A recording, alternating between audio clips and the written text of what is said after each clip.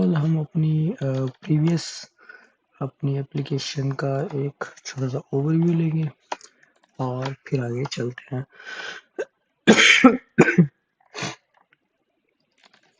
सबसे पहले मैं अपनी एप्लीकेशन को एग्जीक्यूट कर लेता हूँ।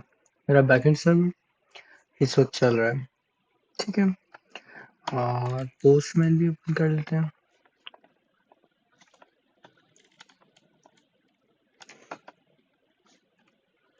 ओके, तो अभी के लिए मैंने प्रोडक्ट्स की रिक्वेस्ट सेंड की। So here we go. मेरे पास प्रोडक्ट्स का डेटा एज ए रिस्पॉन्स मुझे मिल गया, ठीक है। इट मीन्स कि मेरी एपीआई सक्सेसफुली काम कर रही है। अगर मैं किसी एक पर्टिकुलर प्रोडक्ट की डिटेल गेट करना चाह रहा हूँ तो वो गेट कर पा रहा हूँ। मेरे पास प्रॉपर रिस्पॉन्स आ रहा है। किसी प्रोडक्ट को डिलीट करना हो, ठीक है, वो रिक्वेस्ट सर्व हो रही है। अगेन यहाँ से कोई आईडी उठा के इसको हम डिलीट कर लेते हैं, ठीक है। तो ये डेटा मेरे पास डिलीट हो गया। और अगर इसी के अगेंस्ट डेटा फैच करोगे तो आपके पास 404 है, चूंकि ये डेटा एग्जिस्ट नहीं करता।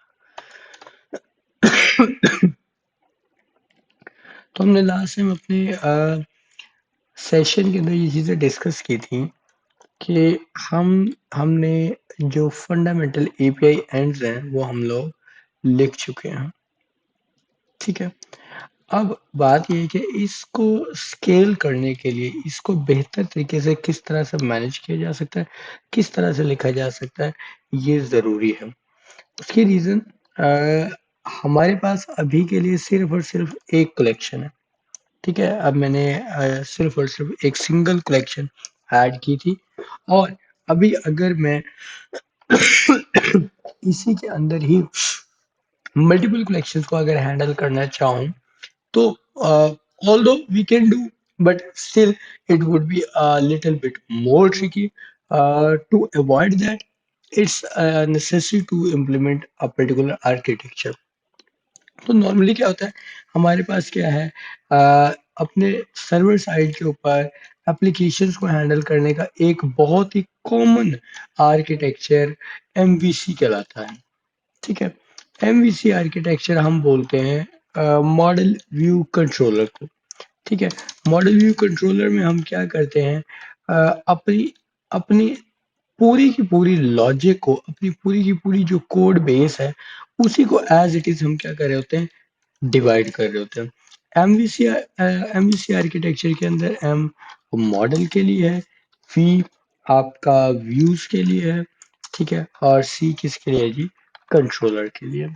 नॉर्मली क्या होता है, जो आपकी डेटाबेस की लॉजिक है उसे हम क्या कहते हैं जी, ये आपके मॉडल हैं।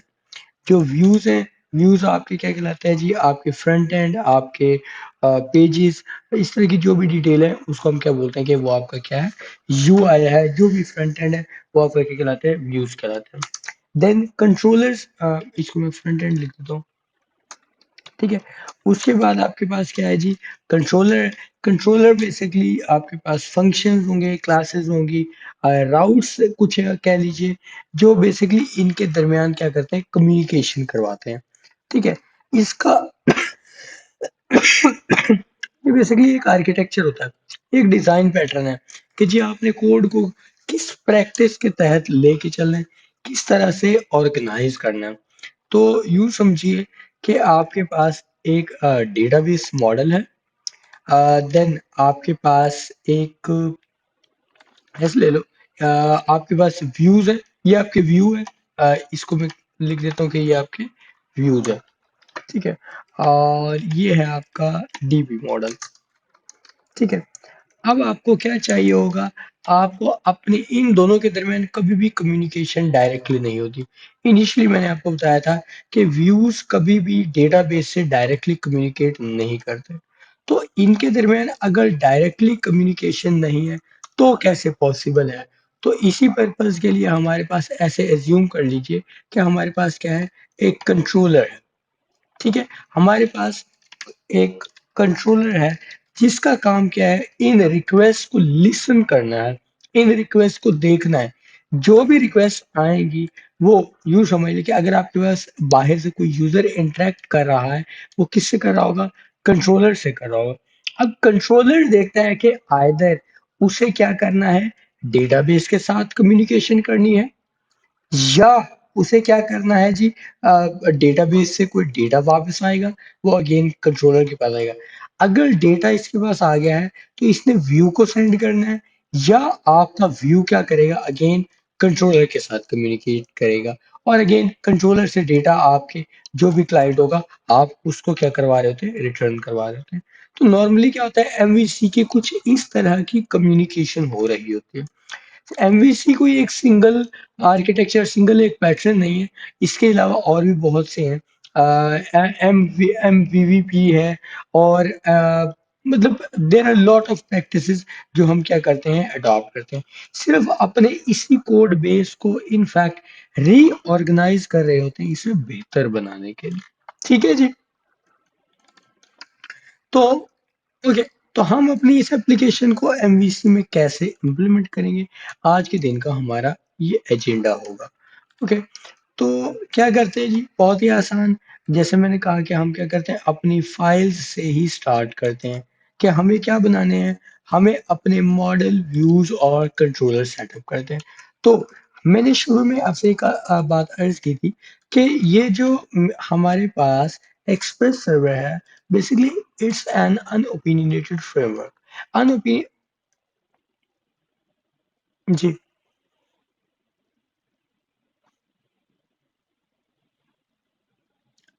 Okay okay. So basically just hold for a minute, अभी आपको इस चीज की क्लैरिटी मिल जाएगी। अभी शॉर्ट में मैं आपको यूं बता दूं, जो डेटाबेस का लॉजिक है, जो डेटाबेस का डिजाइन है, वो आपका मॉडल है। ठीक है, अब उस मॉडल के साथ कैसे कम्युनिकेशन हो रही है, क्या लॉजिक है, कैसे आप डेटा फैच कर रहे हो, अपडेट कर रहे हो, कैसे हैंडल कर रहे हो, वो आपका कंट्रोलर है। ठीक है,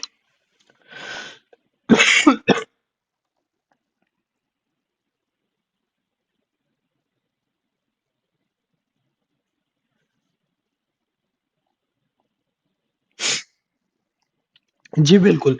आप जब भी डेटा फेच करना चाह रहे हो, अपडेट, डिलीट करना चाह रहे हो, कोई भी पर्टिकुलर एक्शन परफॉर्म करना चाह रहे हो, आपने वो जो लॉजिक लिखी हुई है, बेसिकली वो आपका कंट्रोलर कहलाता है।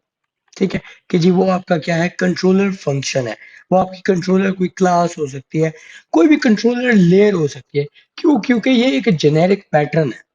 ठीक है, ये कोई स्पेसिफिकली ये इसके अंदर हमने कोई नया कोड नहीं लिखना, जो ऑलरेडी हमने कोड लिखा हुआ है उसी को बस रीअरेंज कर रहे होंगे।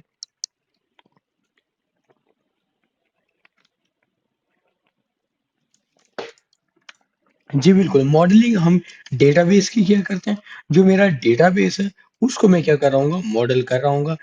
कैसे करते हैं, अभी देखिएगा। फर्स्ट ऑफ ऑल, आप अपनी मेन जो प्रोजेक्ट है इसके अंदर आप कुछ डायरेक्टरी क्रिएट कर लीजिए। जैसे मैं लिख देता हूँ मॉडल्स। ठीक है, मैं कहता हूँ जी यहाँ पे एक डायरेक्टरी और बना लें, कंट्रोलर। ठीक है, एक फोल्डर बना लीजिए व्यूज का। ठीक है, और यहाँ पे मैं एक और फोल्डर बना लेता हूँ राउट्स के हवाले से। ठीक है, एक फोल्डर और बना लेता हूँ अपनी कॉन्फ़िगरेशंस को हैंडल करने के लिए। ठीक है, मैं लिखता हूँ जी कॉन्फ़िग। ठीक है, एक फोल्डर बना लेते हैं जी हम यूटिल्स के हवाले से। ठीक है, ये देखिए, अगर आप बिल्कुल स्क्रैच से स्टार्ट करें, आप जाएं कि आप एक्सप्रेस को देखिए। एक्सप्रेस इटसेल्फ कहता है कि ये क्या है, fast and unopinionated minimalist web framework. अगर आप कहीं पे भी लिखिए कि अनओपिनियनेटेड फ्रेमवर्क्स क्या होते हैं, अनओपिनियनेटेड फ्रेमवर्क का मतलब ये होता है कि आपके पास कोई यार्ड स्टिक नहीं है, कोई रूल नहीं है कि आप एग्जैक्टली exactly वो ही फॉलो करेंगे। आप कोई सजेस्टिव मेथड यूज कर सकते हैं। आप देख सकते हैं कि ओके, ये बेस्ट प्रैक्टिस है, इसको इम्प्लीमेंट कर लेना चाहिए। You can write your own architecture, you can manage your own application level. ठीक है, तो अभी ये देखिए यहाँ पे आपको डिटेल्स मिल जाएंगी। इस आर्टिकल को पढ़ लीजिएगा यहाँ से। ये आपको बताएगा लाइक कि जैसे पीएचपी है या पर्ल है, तो अगर प्योर पीएचपी को आप यूज कर रहे हो तो उसके अंदर कोई ऐसा स्ट्रिक्ट रूल नहीं है कि आपने उसे कैसे हैंडल करना। कोई बेसिकली वन वे नहीं है राइट वे के लिए। ठीक है, आपको क्या करना होगा, आप अपनी बेस्ट प्रैक्टिसेस को यूज करते हुए अपने लिहाज से हैंडल कर सकते हो। फाइन, तो चलते हैं जी, हम अपनी इस एप्लीकेशन को कैसे हैंडल करते हैं। जैसे मैंने कहा जी, मॉडलिंग के लिए सबसे पहले मैं क्या करता हूँ, अपनी अपनी प्रोडक्ट्स का मॉडल सेटअप कर लेता हूँ। मैं कहता हूँ जी प्रोडक्ट्स डॉट जेएस। ठीक है, और अब गौर से देखना है, ये जो मैंने प्रोडक्ट का स्कीमा बनाया था और मॉडल बनाया था, ये लाइंस ये यहाँ से मैं क्या करता हूँ, कट कर लेता हूँ और एज इट इज यहाँ पे ऐड कर देता हूँ। अब आपको यहाँ पे ये अंडरस्टैंड करना है कि यहाँ पे आपको क्या क्या चाहिए। ऑब्वियसली आपको क्या चाहिए, मोंगूस चाहिए, तो मैं यहाँ पे लिखता हूँ इम्पोर्ट मोंगूस फ्रॉम मोंगूस। ओके, इस मंगूस के अलावा मुझे और कुछ नहीं चाहिए।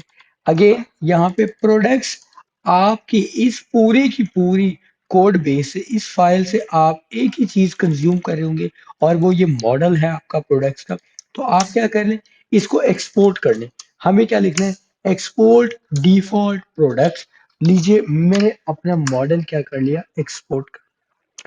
अब कुछ डेवलपर्स, कुछ सॉफ्टवेयर इंजीनियर्स क्या करते हैं जी, इसके साथ फॉलो करते हैं कन्वेंशन के products dot model dot JS, controller के साथ लिख लेते हैं products dot controller dot JS.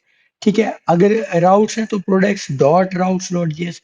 और उन फाइल्स को एक, यहाँ पे समझ लीजिए एक एक एक डायरेक्टरी के अंदर मैनेज कर लेते हैं। फॉर एग्जांपल मैंने एक जगह बल्कि इनफैक्ट मोर देन वंस मैंने देखा कि आप क्या करते हो, इस तरह से इम्प्लीमेंट करने की बजाय आप कहते हो कि जी एक ऐप की डायरेक्टरी मैनेज कर लीजिए। इस ऐप की डायरेक्टरी के अंदर अब यहाँ पे आप मैनेज कर लीजिए कि जी हम क्या हैंडल कर रहे हैं, प्रोडक्ट्स हैंडल कर रहे हैं। ठीक है, इस तरह से हैंडल कर लो। उस प्रोडक्ट्स के अंदर अब आप क्या कर लें, उसी का मॉडल, उसी का कंट्रोलर राउट्स, उसके सब कुछ उसके अंदर रख लें। तो ये कोई अगेन ये कोई स्ट्रिक्ट रूल नहीं है, बस ऑर्गेनाइजेशन है। जो आपको बेस्ट यूज केस मिले, जो आपको बेस्ट प्रैक्टिस लगे, आप वो इम्प्लीमेंट कर सकें। So it has been so long कि मैं नॉर्मली क्या करता हूँ, यही आर्किटेक्चर, यही डिजाइन यूज करता हूँ कि मैं मॉडल्स यूज कंट्रोलर्स की इंडिविजुअल डायरेक्टरीज यूज कर लेता हूँ। इंडिविजुअल डायरेक्टरी बना के इनके अंदर अपने मॉडल्स रख लिया करता हूँ। ठीक है जी, तो मैंने क्या किया, अपना मॉडल यहाँ पे अलग से सेपरेट कर लिया। ओके, इसके बाद चलते हैं जी, इसके बाद अभी आपने समझना है, ये जो अगर आपके पास एक सिंगल रिक्वेस्ट है, इस रिक्वेस्ट के अंदर आप गौर से देखो, दो चीजें हैं। पहली कि आपकी ये जो लाइन है, इस लाइन को आप देखें, इसके अंदर दो चीजें हैं। पहली, ये आपकी रिक्वेस्ट है, मीन्स के रिक्वेस्ट की टाइप क्या है, either it's a gate request, it's a delete request, post request, या आपके पास कोई पुट रिक्वेस्ट है। रिक्वेस्ट की क्या नेचर है, आप पाथ बता रहे हो कि ये आपका क्या पाथ है, राउट क्या है। और इसी के अगेंस्ट आप देखें, एक आपके पास क्या है, फंक्शन है, जो आप क्या कर रहे हो, फंक्शन एग्जीक्यूट कर रहे हो। तो आप यही वाला जो पीस ऑफ कोड है, इसको आप दो चीजों में तोड़ सकते हो। आप क्या कर सकते हो कि ये जो आपका फंक्शन है एट द एंड, ये जो आपने इसको कॉल बैक फंक्शन के तौर पे पास किया था, आप इसको सेपरेट कर लें। तो अभी गौर से देखें कि ये मेरे पास प्योरली एक राउट बच जाता है, और जो मैंने यहां से एक्सट्रैक्ट कर लिया, ये मेरे पास क्या बन जाता है, एक कंट्रोलर फंक्शन बन जाता है। ये वो फंक्शनैलिटी है, ये वो काम है, ये वो एग्जीक्यूशन है जो हम करने जा रहे हैं, ये वो लॉजिक है जो हम परफॉर्म करने जा रहे हैं। So what we just need to do कि हम क्या कर लें, यहां से ये फंक्शन निकाल लीजिए। तो अगेन मैं कंट्रोलर में आया, मैंने एक नई फाइल बनाई। आई जस्ट सेड कि I have to create a products dot JS file. Okay, और अभी मैं यहाँ पे एज इट इज मैंने कोड क्या कर लिया, पेस्ट कर लिया। फाइन। अब ये क्या था, ये आप प्रोडक्ट्स फेच कर रहे थे, ठीक है। तो इसे मैं क्या करता हूँ, एक वेरिएबल में रख लेता हूँ, let products equal to more, it would be more appropriate अगर मेरे को गेट प्रोडक्ट्स। तो मैं क्या कर रहा हूँ, यहाँ पे प्रोडक्ट्स को गेट कर रहा हूँ। अब इस सब में मुझे क्या चाहिए, गेट प्रोडक्ट्स में मुझे क्या चाहिए, मुझे अपना ये प्रोडक्ट्स वाला मॉडल कंज्यूम करना है। सो अगेन अब आप क्या कर लेंगे, यहाँ पे प्रोडक्ट्स वाला अपना मॉडल इंपोर्ट कर लेंगे। बस क्या आपने कहा जी, आप यहाँ से एक फोल्डर पीछे जाएं, जाहिर है हम इस फोल्डर डायरेक्टरी में मौजूद है, यहाँ से बाहर जाइए और क्या करें, आप मॉडल्स में से प्रोडक्ट्स डॉट जेएस में से क्या कर लें, प्रोडक्ट्स को इंपोर्ट कर लें। Fine. So we just imported products model from this file, और इसे हमने यहाँ पे कंज्यूम कर लिया। इसके अंदर कोई और नई चीज नहीं है। फाइन। अब जो मेरे पास ये पीछे रिमेनिंग पार्ट है, ये मेरा क्या है, राउट कहलाता है। तो मैं इसको एज इट इज मैंने एक सेट कर लिया, राउट्स में आऊंगा, मैं यहाँ पे एक नई फाइल बना लेता हूँ, प्रोडक्ट्स डॉट जेएस, और यहाँ पे मैं क्या कर लेता हूँ, पेस्ट कर लेता हूँ। अब यहाँ पे आपको अंडरस्टैंड करने की जरूरत है कि यहाँ पे आपको क्या चाहिए, ऐप। और अगर आप अपने स्टार्ट में देखें तो आपके पास ऐप क्या था, आप क्या यूज कर रहे थे, एक्सप्रेस को इनिशियलाइज किया हुआ था। तो हम क्या करते हैं, यहाँ पे एक्सप्रेस को इंपोर्ट कर लेंगे। हम कहते हैं एक्सप्रेस। अब मुझे एक्सप्रेस की नई इंस्टेंस नहीं बनानी। अगर मुझे नई इंस्टेंस बनानी हो तो एट द एंड में यही काम करूंगा, मैं यहाँ पे लिखूंगा ऐप क्रिएट करो और एक्सप्रेस की। लेकिन मुझे यहाँ से इसकी इंस्टेंस नहीं क्रिएट करनी, बल्कि इसमें से मुझे क्या करना है, राउटर निकाल लेना है। ठीक है, तो मैं इसको क्या देता हूँ, इसको नाम दे देता हूँ राउटर। ठीक है, इस एक्सप्रेस में से जो मैंने इंपोर्ट किया था, इसमें से एक राउटर निकाल लिया, और जहां जहां मैं ऐप यूज कर रहा था, अब मैंने क्या यूज कर लिया, राउटर यूज कर लिया। फाइन। सो वंस अगेन एक दफा दोबारा देखते हैं कि ये मेरे पास एक जो गेट रिक्वेस्ट थी। सो मुझे क्या करना है, इसमें से जो इसका फंक्शन है, जो प्योर लॉजिक है, इसे यहां से मुझे सेपरेट कर लेना है। इसको मैं कहाँ रखूंगा, अपने कंट्रोलर फंक्शन के अंदर रखूंगा। और सिंस अभी के लिए क्या है, गेट प्रोडक्ट बाय आईडी, इसको आप नाम रख लो। और इसके अगेंस्ट में क्या करता हूँ, अपना फंक्शन पास कर देता हूँ, get products, get product by ID. और मैंने पूरे का पूरा क्या कर दिया, अपना यहाँ पे फंक्शन जस्ट एक वेरिएबल में सेव कर लिया। ओके, अगेन यहाँ पे वापस जाएंगे, मेरे पास क्या है, प्रोडक्ट को डिलीट करने का फंक्शन है। यहाँ से मैं प्रोडक्ट को डिलीट करने का फंक्शन निकाल लेता हूँ। Okay, done. और मैं कहता हूँ जी, इसे क्या कर लें, अपने पास यहाँ पे रख लें, लेट डिलीट प्रोडक्ट। ठीक है, और इसी के सामने मैं क्या कर लेता हूँ, अपना डिलीट प्रोडक्ट का मैंने फंक्शन रख दिया। And here we go, we just need to extract create product. Okay, and here we go, let uh, add product या create product। ठीक है, और इसके अगेंस्ट मैंने अपना ये फंक्शन सेटअप कर दिया। And the last thing, okay, we just have one more thing to do, and that is just to update your product। And here we go, let update product, and here we go. Fine. हमने अपना सारा का सारा code इसके अंदर separate कर लिया। ठीक है, मेरे पास प्योर लॉजिक क्या होगी, सेपरेट सेपरेट हो गई। ओके, अब मुझे यहाँ से क्या करना है, इन सारे फंक्शंस को एक्सपोर्ट कर देना है।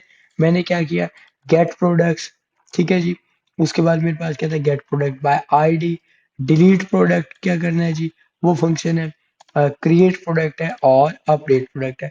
तो इसको मैं बाय आईडी निकाल देता हूँ, सिंपल गेट प्रोडक्ट है। इस तरह से रहने दें। लीजिए, ये मैंने सारे फंक्शन क्या कर लिए, एक्सपोर्ट कर लिए। फाइन। मेरे पास रिमेन्स क्या है जी, मेरे पास रिमेन्स मेरे राउट्स हैं, इन सबको मैंने उठाया और इनको कहाँ ले गया, राउट्स के अंदर, और एज इट इज रख लिया। अब जो ऐप थी, ऐप को मैंने राउटर से रिप्लेस कर लिया। Fine. Now the last thing that we just need to do is, ये मेरे जो कंट्रोलर फंक्शंस हैं, इनको अब हम क्या करने जा रहे हैं, इंपोर्ट करेंगे। और इनको इंपोर्ट करने के बाद हम कैसे कंज्यूम करेंगे। So pretty simple. अब इनको कहाँ इंपोर्ट करना है, राउट्स के अंदर। यहाँ पे आपने बताना है ना कि कौन सा फंक्शन कॉल होगा।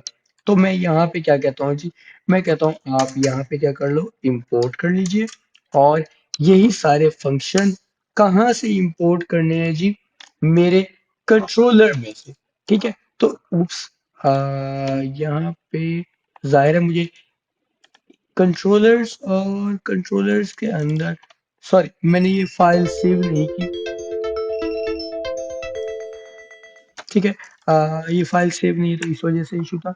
तो ओके, मैंने फाइल सेव कर दी है। और अभी के लिए आप ये देखें कि यहाँ से पाथ मिलना चाहिए था। ओके, हम इसे दोबारा से लिख लेते हैं। हम कहते हैं जी import। ठीक है। इसको ये इंपोर्ट कर लीजिए। कहाँ से जी, हम कहते हैं यहाँ से आप एक फोल्डर पीछे जाइए, कंट्रोलर्स। हाँ देखा, मैंने ये मिसस्पेल्ड यूज किया हुआ है। ठीक है। ये मेरे इस फोल्डर का नाम ठीक नहीं है, कंट्रोलर्स। ठीक है। इसको मुझे क्या लिखना था, डबल एल के साथ लिखना था, कंट्रोलर्स। ठीक है। तो अब ठीक है, इसे ये चेक समझ लीजिए कि मैं कंट्रोल प्रेस करके इसके ऊपर क्लिक करूंगा तो ये सारा मुझे इसमें ले जाएगा। So it's a pretty simple. Fine. बस अब ये जो फंक्शन है आपने इसे पास कर देने हैं। आपने यहाँ पे फंक्शंस के रेफरेंस दे दिए। आपने कहा जी कि यहाँ पे ये मेरे फंक्शंस हैं जो आपने क्या कर लेने हैं, कॉल कर लेने हैं। याद रखिएगा, यहाँ पे मैंने इमिडिएटली फंक्शन कॉल नहीं किया, बल्कि मैंने जस्ट रेफरेंस पास किए कि ये फंक्शंस हैं, इनको जब ये रिक्वेस्ट आएगी तो कॉल कर लीजिए। ठीक है।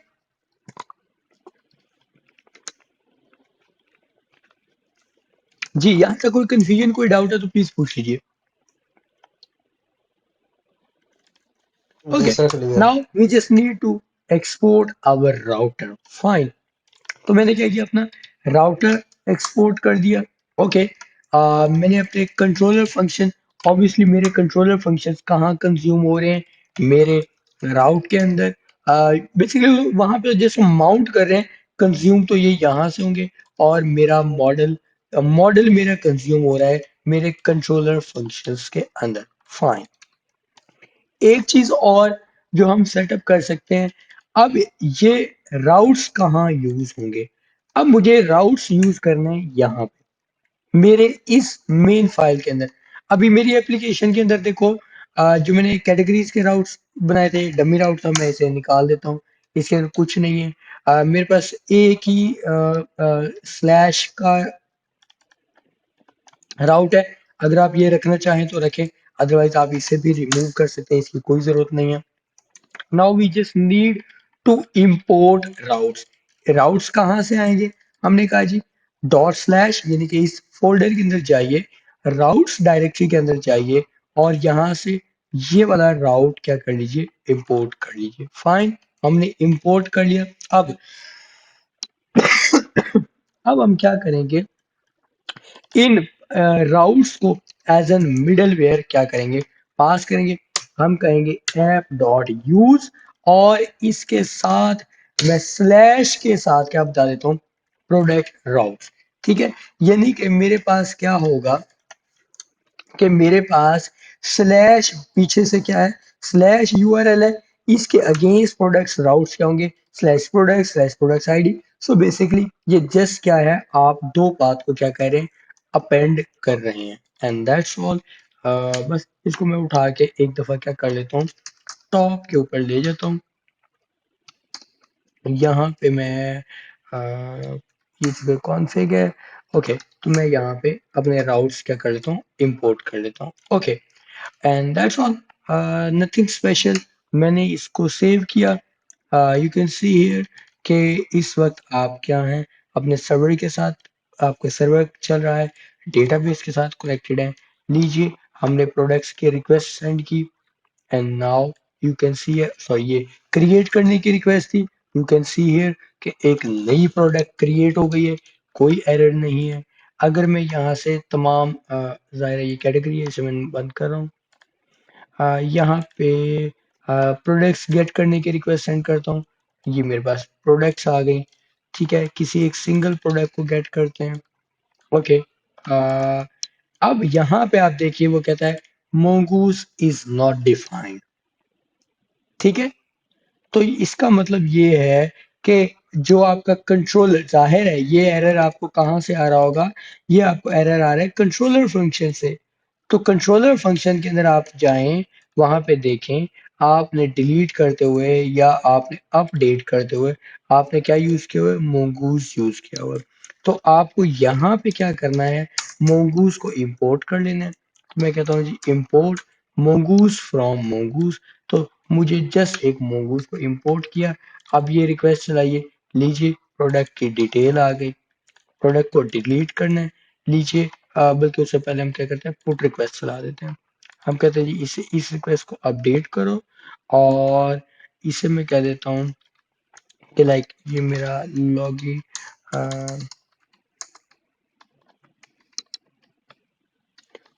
लॉगी टैक वेब कैम है। ठीक है जी, और इट्स जस्ट 45 का, इनफैक्ट 15,000, और मैंने इसे सेंड किया। Now you can see here 200। Okay, मेरा ये डेटा क्या हो गया, अपडेट हो गया। फाइन। और इसके अगेंस्ट अब अगर मैं क्या करना चाहूँ, इसे डिलीट करना चाहूँ, मैंने डिलीट की रिक्वेस्ट परफॉर्म की, इट्स वर्किंग। ठीक है जी, मेरी तमाम की तमाम रिक्वेस्ट एज इट इज उसी प्रैक्टिस के साथ क्या करेंगे, एग्जीक्यूट हो रही है। मजीद हम बेहतर बना सकते हैं कि ये जो प्रोडक्ट्स का राउट है, ये सब कुछ यहाँ पे लिखने की बजाय हम इसे क्या करते हैं, यहाँ से निकाल देते हैं। ठीक है जी, ये सारा जो एक single as an path as a alias यहाँ पे यूज हो रहा है, ये चीज मैंने निकाल दी। फाइन। अब आप यहाँ पे अपने इंडेक्स के अंदर यहाँ पे एक ही दफा लिख लीजिए, प्रोडक्ट्स लिख लीजिए। So same, it would be a same thing, के बजाय ये कि हर जगह यहाँ पे लिखने के, हमने उसे इस एक जगह पे यूज कर लिया। अगेन आप रिक्वेस्ट चेक कर लीजिए, सो इट्स जस्ट वर्किंग।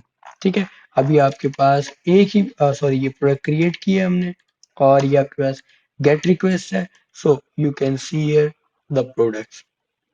ठीक है जी, तो आपकी ये सारी रिक्वेस्ट वैसे ही चल रही हैं। अगर मैं इसको डिलीट करता हूँ, और मैंने कहा जी लीजिए डिलीट, तो ये मेरा फुल स्टैक नंबर 1 ये डिलीट हो गया है। ये गौर से इसे देखिएगा, मैंने रिक्वेस्ट चलाई तो वो मेरी प्रोडक्ट डिलीट हो गई। ओके, अगेन इसके साथ एक और बेस्ट प्रैक्टिस ये है कि नॉर्मली हम क्या करते हैं, अपने ये जो हमारे एपीआई के राउट्स होते हैं, इसके स्टार्ट में हम एपीआई लिखा करते हैं, और एपीआई के बाद हम अपने क्या करते हैं, जो भी हमारे रिसोर्सेज के नेम हैं ये यूज किया करते हैं। Even even sometimes we use API slash V1.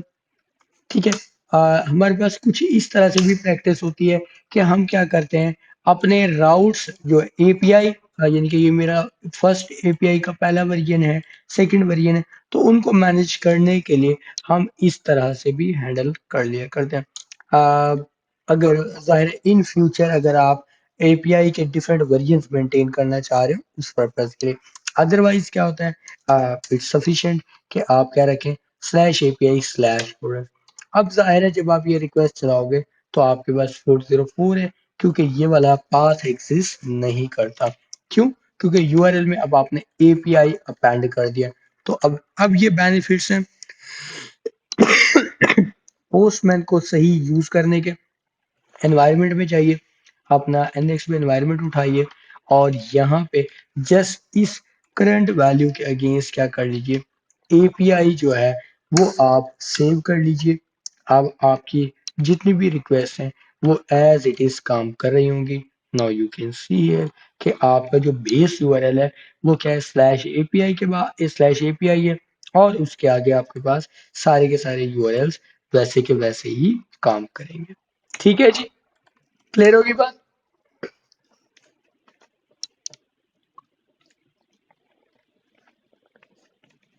हाँ जी,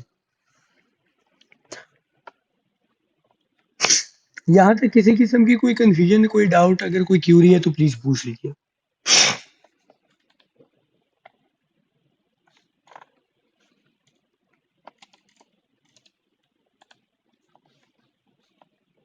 ओके, ओके, सो इसको मजीद बेहतर बनाते हैं।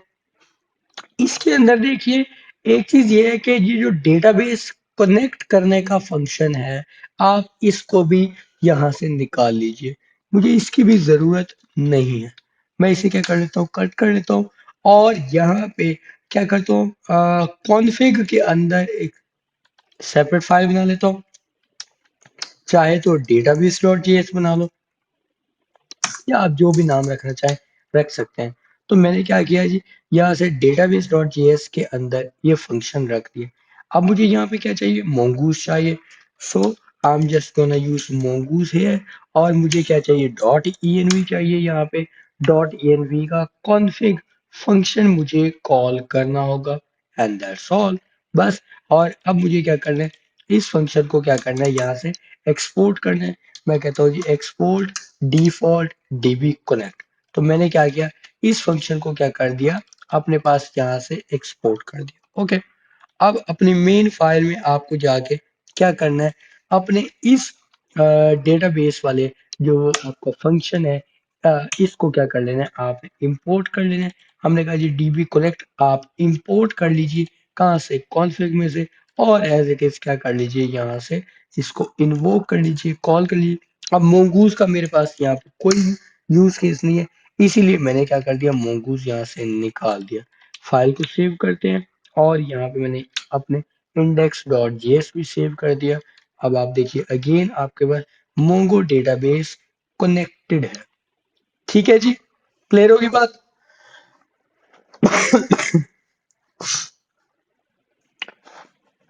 हाँ जी, तो ये था जी आपकी जी एप्लीकेशन को क्लियर। आपने किस तरह से रीस्ट्रक्चर कर लिया। ओके, यहाँ पे मजीद आप क्या कर सकते हैं, कुछ चीजें बेहतर कर सकते हैं। वो ये कि लास्ट टाइम आपको याद होगा, मैंने आपको एक रिएक्ट ऐप भी बना के हमने देखी थी, जिसके अंदर हम क्या कर रहे थे, इसको कंज्यूम कर रहे थे। इस एपीआई को हमने कंज्यूम करना सीखा था। तो हमने अभी अभी के लिए मैंने आपको बताया था, मैंने लास्ट लास्ट सेशन में डिस्कस किया था कि हमारे पास क्या होते हैं, कोड्स की फंक्शनैलिटी। कोड्स ये बताती हैं कि आपके सर्वर को कहाँ से रिक्वेस्ट की जा सकती है। ठीक है, आपके सर्वर को कहाँ कहाँ से रिक्वेस्ट आएगी। अब अगर आज के दिन आप ये अपनी बेसिक डायग्राम से आप देखें, तो आप समझें कि जो आपका जो बैकएंड है, आपके बैकएंड को हमेशा रिक्वेस्ट कहाँ से आएगी, इस फ्रंट एंड से आएगी। Whenever your API is requested, it will be requested from a single platform. That would be our web app, or it could be mobile app or desktop app। जो भी domain है, जहां से भी request आनी है, देखिए जैसे ये आपका फ्रंट एंड का कोई ना कोई यूआरएल है। फ्रंट एंड जहां पे डिप्लॉय होगा, जहां भी ये आपकी एप्लीकेशन होस्टेड होगी, तो जाहिर है इसी सर्वर से एपीआई को रिक्वेस्ट आएगी ना। ये तो नहीं होगा कि आप कहीं और किसी और सर्वर से आप इसको रिक्वेस्ट कर रहे हो। ये चीज ऑब्वियसली पॉसिबल नहीं है। आई मीन पॉसिबल है, लेकिन आपको जरूरत नहीं होगी। ठीक है, so for that purpose we have a good option कि यहाँ पे ये जो कोर्स है, हम क्या करें, कोर्स के कुछ ऑप्शन सेटअप कर लें। ठीक है, हम क्या करते हैं, जब भी हम अपने पास कोर्स बना रहे होते हैं, तो हम क्या करते हैं, अपने कोर्स के कुछ ऑप्शन सेटअप कर लेते हैं। हमें क्या करनी है, इन कोर्स को कैसे यूज करना है, उसके लिए हमारे ऑप्शंस हैं। अब अगेन कोर्स अगर पैकेज के ऊपर जाओ, मैं आपको दिखाता हूँ। हमने कोर्स एक्सप्रेस डिस्कस किया था, ठीक है। अगर आप इस पैकेज के ऊपर जाएं तो आपने पैकेज इंस्टॉल किया, इंपोर्ट किया और यूज कर लिया। सो ये क्या कर रहा था, आपकी तमाम कोर्स को एनेबल कर रहा था। लेकिन अगर आपको स्पेसिफिकली कोई एक राउट इनेबल करना हो तो उसके दरमियान में आप ये फंक्शन कॉल करवा लेते हैं। ये आपकी रिक्वेस्ट थी, ये आपका लॉजिक फंक्शन था। इसके बिटवीन आपने कोर्स फंक्शन एनेबल एनेबल कर दिया, आपने कोर्स फंक्शन कॉल कर लिया। अब ये होगा कि ये सिर्फ और सिर्फ इस एक राउट के लिए कोर्स एनेबल होंगी, यानी कि आपका सर्वर इसको रिक्वेस्ट कर पाएगा, बाकियों को रिक्वेस्ट नहीं कर पाएगा। नाउ समटाइम्स आप क्या करते हैं, स्पेसिफिकली अपने कोर्स ऑप्शन बना लेते हैं। आप ओरिजिन बताते हैं। ओरिजिन मींस कि रिक्वेस्ट कहां से आएगी, ठीक है। तो आप ये चीज भी सेटअप कर सकते हो। और फिर आप क्या करते हैं, इन कोर ऑप्शंस को कंज्यूम कर लेते हैं। सो अगेन मैं यहाँ पे क्या करता हूँ, अपने कोर्स के ऑप्शन बना लेता हूँ। मैंने कहा जी जैसे ये मेरी ऐप इनिशियलाइज हो गई है, फाइन। बल्कि ये सारी की सारी चूंकि मेरी मिडल वेयर्स है तो मैं इनको इकट्ठा रख लेता हूँ। और यहाँ पे मैं इसके यहाँ पे मैं क्या कर देता हूँ, मैंने क्या किया, अपने कोर्स ऑप्शन यूज कर लिया। ओके, अब कोर्स ऑप्शन के अंदर हम एक और चीज बेहतर कर सकते हैं कि डॉट ई एन वी के अंदर यहाँ पे मैं क्या कर लूँ, अपना फ्रंट एंड, अपनी वेब ऐप, उसका क्या कर लूं, उसका वेब ऐप का अपना प्रोवाइडर, अपना यूआरएल मैं उस वो रख लूं। ठीक है, लेट्स से मैं कहता हूँ जी वेब ऐप यूआरएल, कि मेरी वेब ऐप कहाँ से कंज्यूम हो रही होगी। Again local local host 5173 port से कंज्यूम हो रही है। तो मैंने ये यूआरएल सेटअप कर लिया। ओके, और अब मैं क्या कर लेता हूँ, यहाँ पे इसको यूज कर लेता हूँ। मैं कहता हूँ कि क्या करो आप यहाँ से प्रोसेस, ठीक है, dot E N V dot क्या कर ले, वेब ऐप यूआरएल उठा लो ये, या आप यहाँ से जो भी आप लोकल वेरिएबल सेटअप करना चाहो आप वो सेटअप कर सकते हो। ठीक है, फिलहाल के लिए मैं इस चीज को निकाल देता हूँ। और मैंने कह दिया कि आप क्या करें, बस वेब ऐप यूआरएल उठाइए और ये कोर्स ऑप्शन अब मैंने क्या कर दिए, इसको पास कर दिए। तो अब ये क्या करेगा, ये सारे राउट्स के लिए सिर्फ और सिर्फ क्या करेगा, इस इस जो मेरा ये सॉरी जो डॉट ई एन वी के अंदर जो मेरा राउट है इसके लिए ये एनेबल करेगा। इसको कहीं और से आप रिक्वेस्ट नहीं कर पाएंगे। ठीक है जी। हाँ जी, अगर मैं जी ठीक हो सर। एक क्वेश्चन था सर, ये जो आप बनाते हैं, क्या कहते हैं इनको सर, ये लोकल होस्ट के बाद जो लिखते हैं आप सर, पोर्ट वो, क्या जी बोलते हैं सर ये इनको, आपकी पोर्ट जो नंबर है नंबर जी, आप लिखते हैं, पोर्ट। पोर्ट, जी जी जी सर, ये पोर्ट नंबर हम अपनी जी मर्जी से लिख सकते हैं या कोई स्पेसिफिक है, ये जैसे देखिए आपने देखिए, कावा अब लिख आप दिया ये सर, लिख समझिए दिया। ना, आपको मैं दिखाता हूँ। आपकी फ्रंट एंड की जो वीट की ऐप है ये किस पोर्ट के ऊपर चलती है, अगर आपको याद हो, अगर आपने, सर वीट मैं ओके, यूजिंग है 3000 मैंने 3000 देखा जो ऑलमोस्ट, जो 3000 क्रिएट पे चला रहे थे। रिएक्ट ऐप का स्क्रिप्ट है वो 3000 पे चलता है। वीट क्या करता है, हमेशा अपनी एप्लीकेशन को 5173 पोर्ट पर चलाता है। ठीक है, अच्छा अब यहाँ पे गौर से ओके देखना, इसमें ओके। मेरी एप्लीकेशन 5173 पर चल रही है और चूंकि मैंने बगैर मैंने एक ही जगह एपीआई कॉल की हुई है तो मैं यहाँ पे लिखता हूँ एपीआई स्लैश प्रोडक्ट्स। ठीक है, और लो जी मैंने सेव किया। और यहाँ पे ये रिक्वेस्ट आपको दिखाते हैं, सॉरी, लीजिए, ये आपके पास प्रोडक्ट्स आ रही है। ठीक है, ये प्रोडक्ट्स आपकी आपके उस यस डेटाबेस से सर। आई हैं जहाँ पे आपने डेटा रखा हुआ है। तो ये आपकी एपीआई कॉल हो रही है। ओके, लेट्स अज्यूम मेरे पास एक और शेल है और वहां पे मैं इसी प्रोजेक्ट को रन कर रहा हूँ, npm run dev। तो अब देखो, ये वाली ये वाला जो मेरी दूसरी इंस्टेंस है, इसी इस ये एप्लीकेशन 5174 पर चल रही है। ठीक है, अभी के लिए जो मेरी नई एप्लीकेशन है वो क्या चल रही है, 5174 पर चल रही है। और यहाँ पे देखो क्या लिखा हुआ आ रहा है, फेल्ड टू फेच। ठीक है, और इस फेल टू फैच की कोई अलग से, कोई एक्सक्लूसिव, कोई एरर, कोई इशू नहीं है। इंस्पेक्ट में जाइए और एरर देखिए क्या है।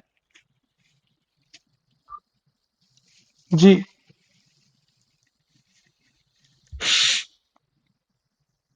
एग्जैक्टली बिल्कुल ब्रो, मैं एग्जैक्टली। आप थोड़ा देखिए वो कि आप रिक्वेस्ट कहाँ से कर रहे हैं, 5174 से कर रहे हैं, और वो हमने ब्लॉक किया हुआ है।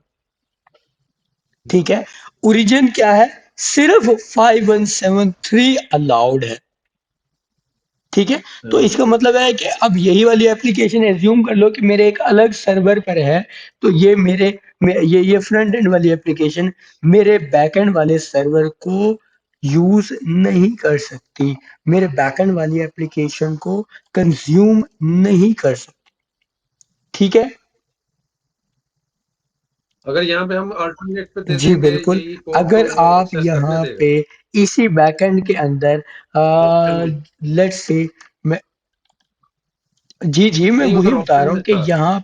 यहाँ पे मैं इसी के अच्छा। साथ बता देता हूँ कि अच्छा, अगर ये यूआरएल हो, या मैं कहता हूँ जी लोकल होस्ट नहीं चाहिए मुझे, मैं कहता हूँ जी लोकल होस्ट की बजाय, ओके फाइन, लोकल होस्ट के साथ मैं कहता हूँ 5174।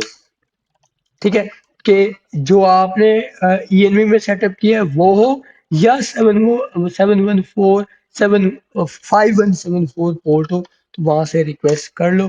5174 से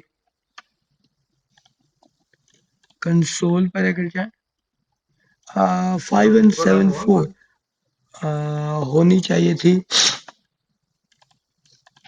क्या मैंने मिस किया है, ओके, यहाँ पे ये 3000 पोर्ट है, ठीक है, और API slash products, fine, okay. और मैं अपने पास यहाँ पे क्या यूज कर रहा हूँ, ठीक है, यूज कर रहा हूँ डॉट ई एन वी 5173। हाँ सॉरी, इनमें से जाहिर है ये एक वक्त में तो एक ही लेगा ना। ये देखिए, ये आपके पास क्या करेगा, अगर ये वाली वैल्यू है तो जाहिर है ये सेट होगी, अगर ये वाली वैल्यू नहीं है तो ये वाली वैल्यू सेट होगी ना। ठीक है, हर दफा वो चेक थोड़ा ही ना करेगा कि आपके पास ये यूआरएल है या ये है। अभी के लिए एज्यूम करो कि मैं ये निकाल देता हूँ, तो अब देखो कि 5174 है, ओके, और जाएं और ये रिक्वेस्ट करें, इसको रिफ्रेश करें, तो 5174 पे सर्व हो रहा है। ठीक है, और अगर मैं इसे 5173 सर्व कर देता हूँ, तो अब देखिएगा, इसको रिफ्रेश करें, इसके ऊपर एरर है, और इसी के अगेंस्ट 3 वाले के ऊपर क्या है, आपके पास ये काम कर रहा है। सो अगेन हम क्या कर सकते हैं, यहाँ पे मल्टीपल अपने जो भी पाथ होंगे वो सेटअप कर पा रहे होंगे, बट नॉट लाइक दिस। ठीक है, हमें क्या करेंगे, मल्टीपल हमें कोर ऑप्शंस इनेबल करना होंगे, वो हम मल्टीपल ऑप्शंस भी सेटअप कर सकते हैं। अच्छा जी, इसी के साथ,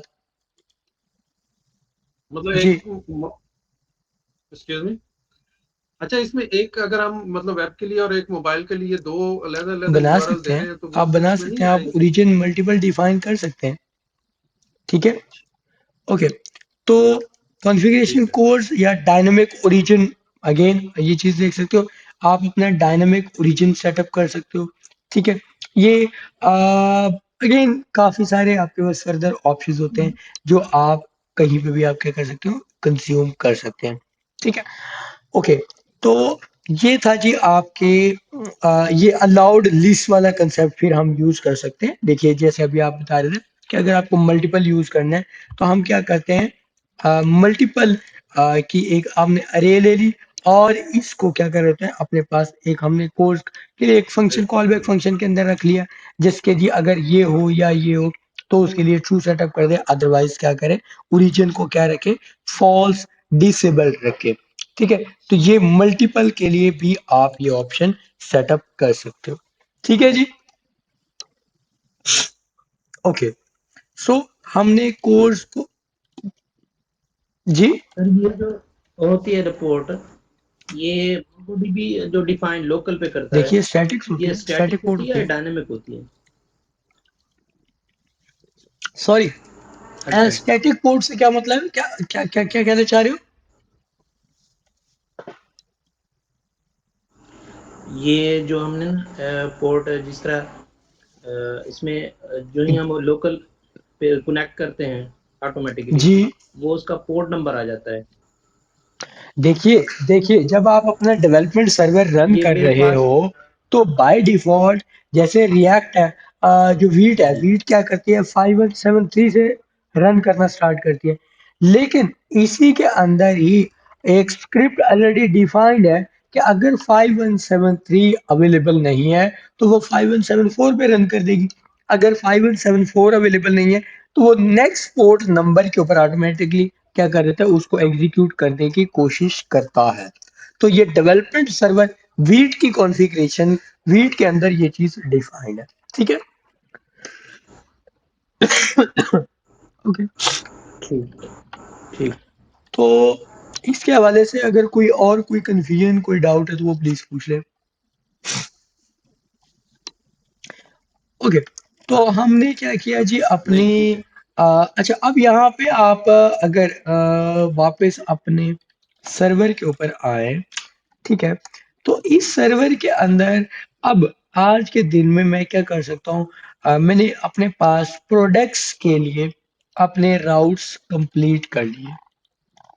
ठीक है, अब यहाँ पे मुझे क्या करना है, मल्टीपल समझ लीजिए कि जी मुझे आ, अगर इसमें कलेक्शन ऐड करनी है तो सेम इसी पैटर्न के ऊपर हम क्या कर सकते हैं, क्रिएट कर सकते हैं।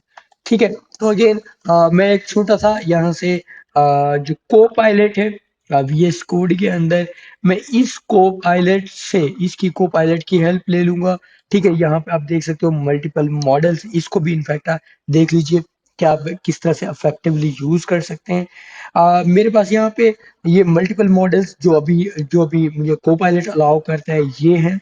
अगेन अगर कोई आप लोकली अपना मॉडल सेलेक्ट करना चाहो तो मैनेज मॉडल के अंदर जाके यहाँ से भी आप यूज कर सकते हो। ठीक है, ये जो कस्टम मॉडल्स होंगे या आपके लोकल मॉडल्स होंगे, इसको हम किसी और सेशन में डिस्कस करेंगे। अभी के लिए मैं फिलहाल यही मॉडल यूज करूंगा। और यहाँ पे आपके पास इंपॉर्टेंट डिटेल ये है कि को पायलट आपको क्या करता है, मल्टीपल ऑप्शंस प्रोवाइड करता है। आस्क क्या है, एक बेसिक बेसिक आपके पास एक चैट बॉट की तरह काम करेगा। आप जो भी यहाँ पे प्रॉम्प्ट पास करेंगे, आपको वो क्या करेगा, उसके लिहाज से क्या करेगा, डेटा जनरेट कर देगा। आई मीन जो भी रिस्पॉन्स बनेगा इधर चैट के अंदर रिप्लाई कर देगा। लेकिन अगर आप एडिट मूड सेलेक्ट करोगे तो वो क्या करता है, उन फाइल्स को क्रिएट करना, अपडेट करना, मॉडिफाई करना स्टार्ट कर देता है। सिमिलरली एजेंट क्या करता है, एजेंट एक रियलिस्टिक एक्टर की तरह, एक रियलिस्टिक यूजर की तरह क्या करता है, परफॉर्म करता है। फॉर एग्जांपल अगर मुझे कोई शेल के ऊपर मुझे कमांड, इसके ऊपर प्रॉम्प्ट के ऊपर कोई कमांड रन करनी पड़ती है, मुझे जहाँ पे कोई मैनुअली जाके कोई काम करना है, तो जिस तरह से मैं एक एक as a user, as a जैसे डेवलपर परफॉर्म कर रहा होगा, तो एजेंट क्या करता है, ये चीज प्रोवाइड करता है। यहाँ पे आप देख रहे हो कॉन्टेक्स्ट है, आप कॉन्टेक्स्ट क्या रखना चाह रहे हो, आपको पूरे की पूरी कोई कोड बेस रखनी है। ठीक है, आपने ये एक सिंगल फाइल थी, इसको आप रिमूव आप रखना चाह रहे हो, मैंने इसे डिसेबल कर दिया कि वो क्या करे, इंडेक्स डॉट जेएस को कंसीडर ना करे, बल्कि पूरी की पूरी इस कोड बेस को कंसीडर कर ले। आप मजीद कॉन्टेक्स्ट के अंदर अगर कोई स्पेसिफिक फोल्डर ऐड करना चाहें, आप वो कर सकते हैं। ठीक है, तो ये फोल्डर का मतलब ये है कि अगर कोई इंडिविजुअल फोल्डर आपने ऐड करना हो। ठीक है, अगर आप कोई और कॉन्टेक्स्ट बताना चाह रहे हैं कि इसकी मेमोरी के अंदर कि ये कोई और चीज भी साथ में कंसीडर करे, आप कोई वेब पेज बताना चाह रहे हैं, कोई कोई डॉक्यूमेंटेशन बताना चाह रहे हैं, तब आप क्या कहते हो कि फेच वेब पेज, और आप क्या कर सकते हो साथ में उसका यूआरएल भी प्रॉम्प्ट के अंदर यहाँ पे मेंशन कर दोगे। तो फिलहाल जिसमें क्या करता हूँ, कोड बेस मैंने सिलेक्ट की और मैं इसके अंदर ही अभी प्रॉम्प्ट दे देता हूँ क्या कि राइट क्या कर लें, right model controller and routes for categories. ठीक है, और अगेन मैं किस मूड में हूँ, आस्क मूड में हूँ टू। ठीक है, अब यहाँ पे कैटेगरीज के साथ आप अपने लिहाज से उसके स्कीमा आप कुछ न कुछ हिंट के तौर पे उसे बता सकते हो कि उसके अंदर क्या फील्ड्स होने चाहिए, क्या डिटेल्स होने चाहिए, वो मॉडल के अंदर बता सकते हो। फिलहाल मैं इसके अंदर कुछ भी मेंशन नहीं कर रहा, तो मैंने जस्ट इसको एक सिंपल और एक इजीएस्ट मैंने प्रॉम्प्ट दिया। तो अभी के लिए गौर से देखिएगा। तो खुश तो रहना अभी देखिए चाहते कि हैं उन्होंने क्या ऐसी किया जी, कैटेगरीज डॉट जेएस फाइल लिखी मॉडल की, और आपको एक मॉडल बना के दे दिया, कंट्रोलर फंक्शन बना के दे दिया। ठीक है, और यहाँ पे अभी ये कोड जाहिर है ये जनरेट कर रहा है। ठीक है, जरा गौर से देखें, हमने हमने क्या किया था, अपने कंट्रोलर के अंदर, प्रोडक्ट के कंट्रोलर के अंदर, इफ यू रिमेंबर, हमने जब क्रिएट किया था तो हमने मैनुअल से, खुद से हमने वैलिडेशन अप्लाई की हुई थी, कस्टम वैलिडेशन अप्लाई की थी।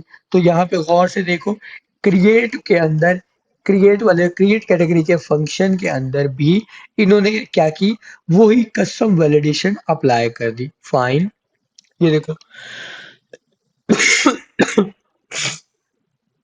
लो जी। तो अभी के लिए देखिए कि ये आपका कंट्रोलर फंक्शन बन गया, आपके राउट्स बन गए। अब आपके पास उसने क्या किया, आपकी इंडेक्स डॉट जेएस की मॉडिफिकेशन के लिए भी दे दिया।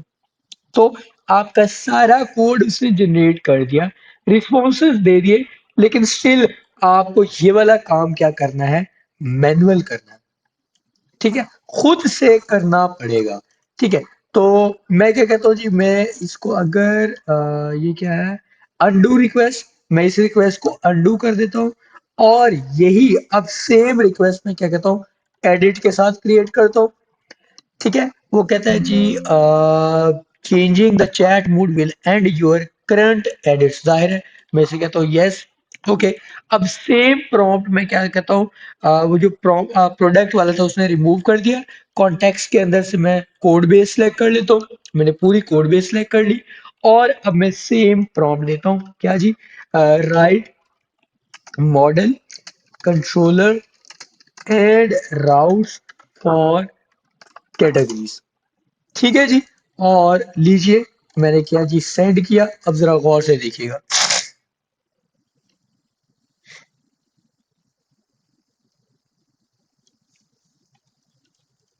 ठीक है, कैटेगरीज के अंदर इन्होंने ये मैनेज करना, ये क्रिएट करना स्टार्ट किया, और लेफ्ट साइड के ऊपर आप देखिए आपकी फाइल्स भी क्रिएट होना स्टार्ट हो गई हैं।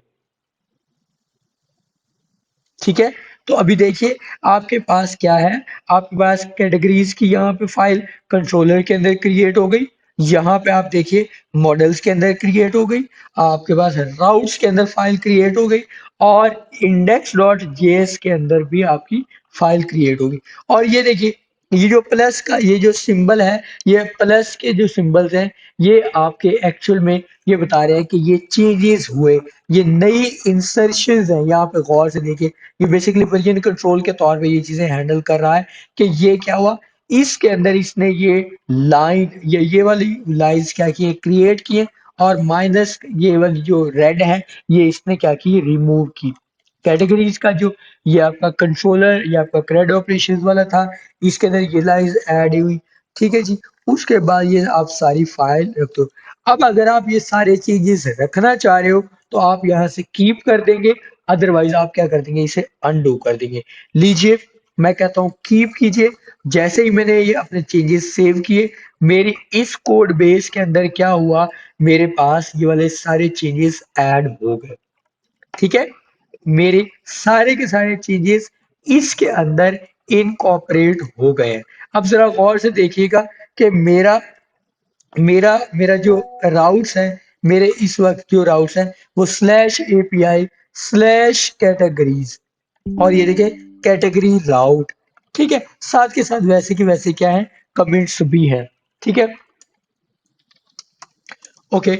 अभी गौर से देखिए, इस तरह से आपने ये क्या कर लिए, ये आपके राउट सेटअप हो गए। अब मैं क्या करने जा रहा हूँ, इसको अपने पास यहाँ पे टेस्ट करते हैं। लीजिए, मैं कलेक्शन में गया, प्रोडक्ट्स मैंने ऑलरेडी रखी हुई थी, मेरी ये कैटेगरीज है। मैं कैटेगरीज की रिक्वेस्ट सेंड करता हूँ, कैटेगरीज फेच्ड सक्सेसफुली, डेटा क्या है एम्प्टी। ओके, मैं क्या करता हूँ, यहाँ से एक नई इसी का डुप्लीकेट बनाता हूँ, और मैं कहता हूँ जी ये मेरी क्या है, पोस्ट रिक्वेस्ट है। और बॉडी, बॉडी के अंदर से मैं क्या करता हूँ, रॉ में मुझे क्या सेंड करना है, जेसन में डेटा। लीजिए जेसन में, अब आपको याद होगा कि यहाँ पे क्या है, अगर मैं कोई डेटा सेंड नहीं करता, लीजिए मैंने रिक्वेस्ट सेंड की 400 बैड रिक्वेस्ट, वैलिडेशन एरर क्या है, नेम इज रिक्वायर्ड। ठीक है, नेम फील्ड आपके पास क्या है, रिक्वायर्ड है। अच्छा, अब यहाँ पे कुछ चीजें बेहतर नहीं है, जैसे जैसे मैं कहता हूँ कि यार मैंने अपने वाले केस के अंदर जो मैंने एरर के अंदर मैंने एरर्स किस तरह से हैंडल किए थे, पोस्ट वाली रिक्वेस्ट में देखो, अगर ये तो कोई मेरे पास टाइटल फील्ड नहीं है, मैंने रिक्वेस्ट सेंड की, तो मैंने एरर का एक एक अरे रिटर्न करवाई थी, उसके अंदर मैंने क्या रखे हुए थे, अपने एरर्स रखे हुए थे। तो अब आप ये वाली कोड बेस जाहिर है अपने लिहाज से कुछ ना कुछ मॉडिफाई कर सकते हो। तो मैं कहता हूँ क्रिएट कैटेगरी वाले में गया, यहाँ पे मैं क्या कर लेता हूँ कि अच्छा, इस वाले केस में चूंकि फील्ड एक ही है, खैर यहाँ पे इसने डिस्क्रिप्शन को ऐड नहीं किया। ठीक है, तो डिस्क्रिप्शन वैसे ऑप्शनल हो सकती है, इसलिए उसने छोड़ दिया। ठीक है, तो आप कहते हो कि अगर आपके पास ये जो नेम है, आप अगेन एरर्स के तौर पे हैंडल कर सकते हो। मैं कहता हूँ लेट एरर्स, ठीक है, एज एन एम्प्टियर एरिया, और यहाँ पे आप कहते हो इस चीज को निकाल दो, और अगर ये आपके पास है तो एरर्स में पुश कर दिया, और आपने कहा कि अगर आपके पास एरर्स की लेंथ ये है, तो आपने ये वाला रिस्पॉन्स क्या कर दिया, सेंड करवा दिया। और यहाँ पे एरर के अंदर आप क्या करते हो, अपनी एरर्स वाली यही डिटेल सेंड कर देते हो, और यहाँ पे आप कहते हो वैलिडेशन एरर। ठीक है, ये सेंड करवा दिए। ये अब आपका रिस्पॉन्स यूं समझ लीजिए यूनिफॉर्म हो जाएगा कि मुख्तलिफ आपके सेम, आपके मुख्तलिफ जो आपकी कलेक्शंस है उनके अंदर सेम आपने क्या कर दिया, अपना राउट, अपने जो आपका कोड था, जो आपकी प्रैक्टिस थी रिस्पॉन्स की, वो रख ली। सो अगेन मैं यहाँ पे गया इस रिक्वेस्ट में, और इसको मैं रीनेम कर लेता हूँ। लीजिए प्रोडक्ट्स, इसको सेव करते हैं, मैंने रिक्वेस्ट सेंड की, now it's a good one के वैलिडेशन एरर, और आपको यहाँ पे मिल रहा है नेम। लीजिए, मैंने कहा जी नेम, ओके, और नेम के अंदर अब मैं यहाँ पे क्या देता हूँ, इलेक्ट्रॉनिक्स। ठीक है, और मैंने किया सेंड, फाइन, मेरा डेटा यहाँ पे क्या हो गया, क्रिएट हो गया। ठीक है, क्लियर होगी बात। ओके, मैं इसी की एक डुप्लीकेट क्रिएट करता हूँ, और इसको क्या करता हूँ, as a delete request handle करता हूँ।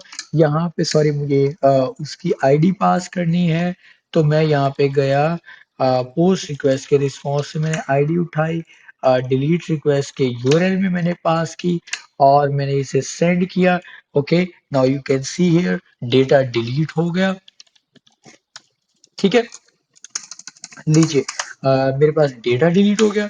ओके, उसके बाद हम क्या कर लेते हैं जी, हम अगेन एक इसी की डुप्लीकेट बना के एक सिंगल कैटेगरी को गेट करने की रिक्वेस्ट देख लेते हैं। लीजिए, गेट रिक्वेस्ट सेंड कीजिए, कैटेगरी नॉट फाउंड 404, और अगेन अगर इसके साथ मैंने कुछ इस तरह से लिखा, तो 400 bad request in valid category ID. ठीक है जी, क्लियर होगी बात।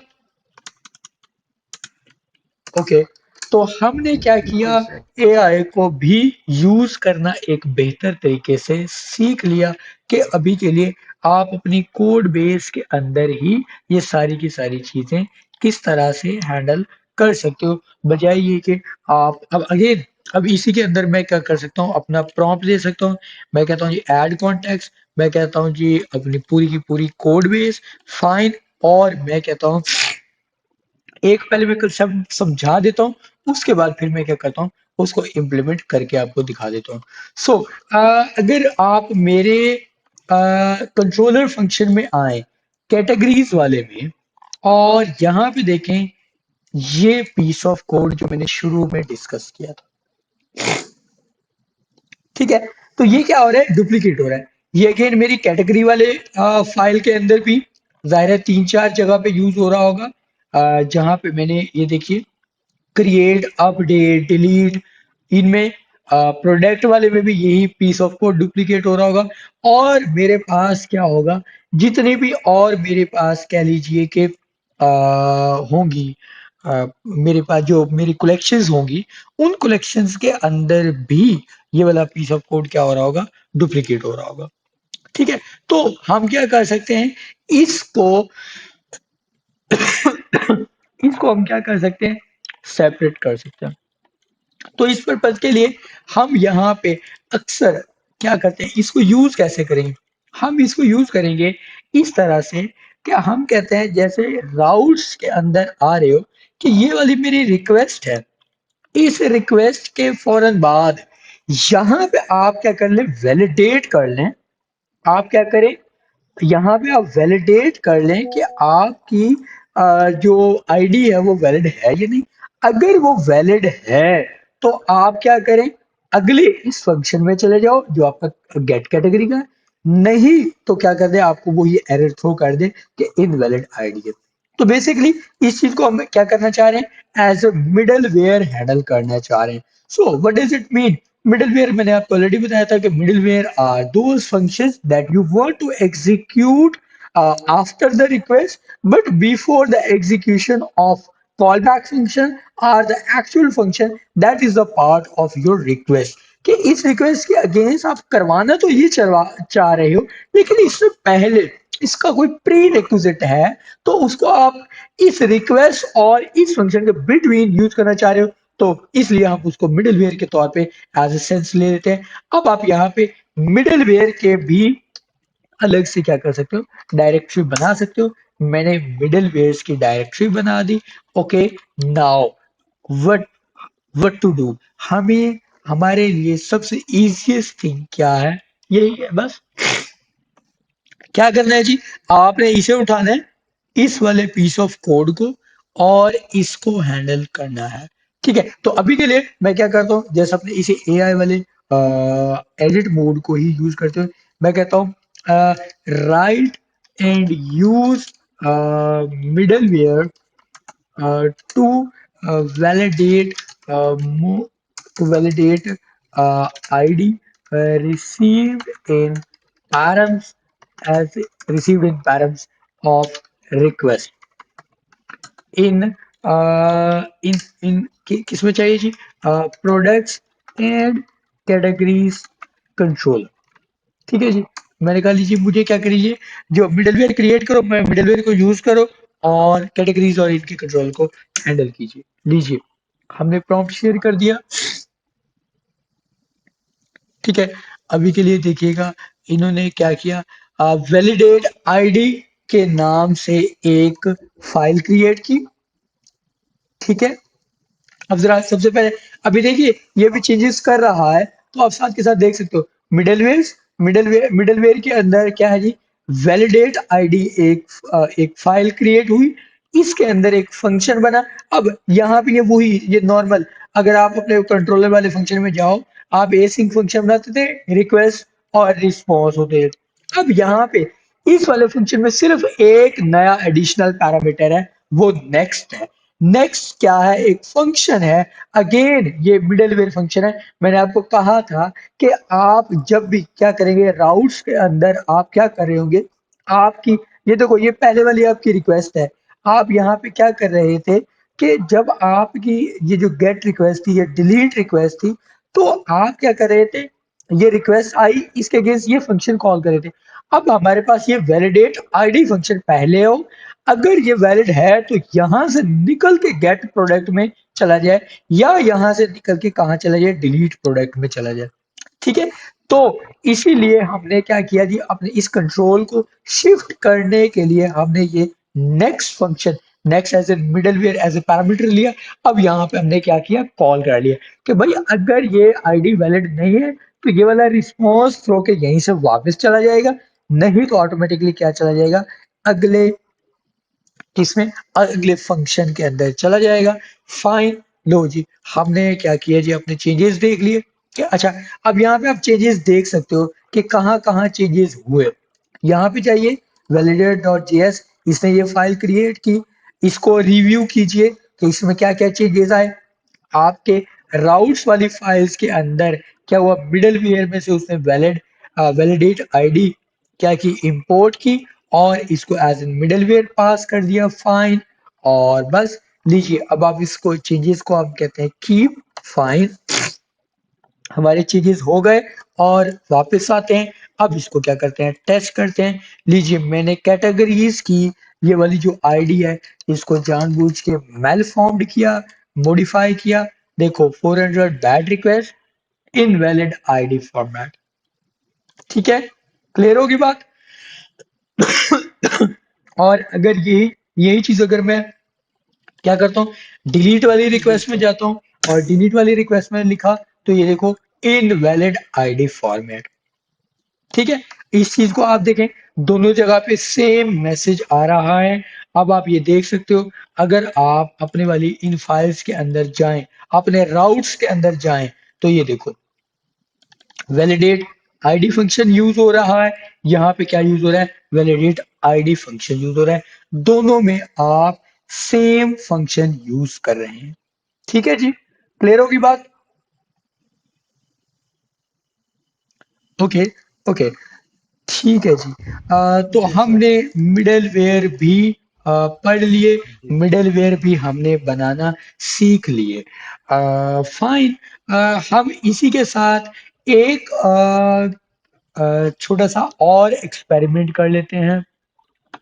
एक छोटी सी और डिटेल हम डिस्कस करना चाह रहे हैं कि अभी देखिए, जैसे कैटेगरीज हैं, अभी आप कैटेगरीज आपने अलग से मैनेज करना सीख ली। फॉर एग्जांपल, मैं यहाँ पे अगर कैटेगरीज पे गेट रिक्वेस्ट चलाऊं, और अनफॉर्चुनेटली मेरे पास कैटेगरीज नहीं है, तो मैं क्या करता हूँ, क्रिएट कर लेता हूँ।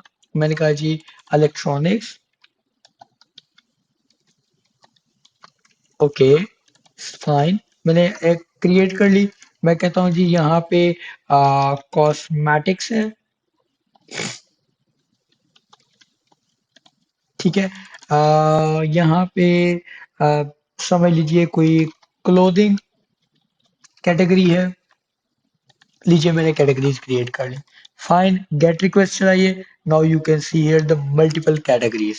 ओके, अब यही चीज अगर प्रोडक्ट्स की कलेक्शन में जाओ और प्रोडक्ट्स के अंदर देखो, तो यहाँ पे अब आपको आज के दिन में एक नई चीज समझनी है कि होना क्या चाहिए था। ये जो कैटेगरी है, ये यहाँ पे आपने आ, समझ लीजिए, आपने फिक्स्ड, आपने यहाँ पे एज ए कंटेंट आपने एम्बेड किया हुआ है। ठीक है, ये अपने इलेक्ट्रॉनिक्स मैनुअली लिखा हुआ है। ठीक है, तो क्या ये लिखना ऐसे मुनासिब है? मोंगो डेटाबेस कहता है जी बिल्कुल, आप इसको लिख सकते हो। सिर्फ इतना नहीं, बल्कि अगर इसके अंदर रिव्यूज हैं, अगर इसके अंदर कोई यूजर की इंफॉर्मेशन है कि ये किस यूजर ने क्रिएट की, या कोई भी और इससे एसोसिएटेड डिटेल है, किसी और कलेक्शन से रेलेवेंट है, तो आप क्या कर सकते हो, इसके अंदर मैनेज कर सकते हो। ठीक है, दूसरी चीज क्या है जी, रिलेशनशिप। आप relationship as a reference handle कर सकते हो। रेफरेंस का क्या मतलब है, रेफरेंस का मतलब ये है, कल को अगर आप देखो, मैं कैटेगरीज गेट की रिक्वेस्ट सेंड करता हूँ, यहाँ पे ये देखो, ये इलेक्ट्रॉनिक्स है। ठीक है, इस इलेक्ट्रॉनिक्स को मैं मॉडिफाई कर देता हूँ। ठीक है जी, या मैं कह देता हूँ जी ये कॉस्मेटिक्स को मॉडिफाई कर, इसमें फील्ड ऐड कर देता हूँ, इसके अंदर कोई और डिटेल ऐड कर देता हूँ। तो अगर वही डेटा मुझे इसकी इस कैटेगरी के साथ देखना है, तो मुझे वो एक्चुअल में डेटा कैसे मिलेगा, कैसे चाहिए? तो अगेन रिलेशनशिप, मोंगो डेटाबेस में रिलेशनशिप हैंडल करने के मल्टीपल वेज है। Multiple ways basically there are two ways. One is embedded technique and the second technique is known as reference technique. ठीक है, पहले इसको यूज केस को अंडरस्टैंड कर लेते हैं। आप लिखिए मोंगो डीबी रिलेशनशिप, ठीक है, और मोंगो डीबी की ऑफिशियल साइट से ही देखिए।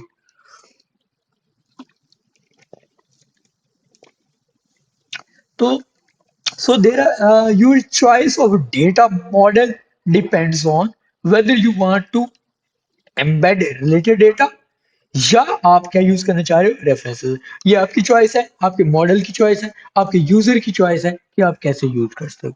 फाइन। तो कैसे यूज होगा?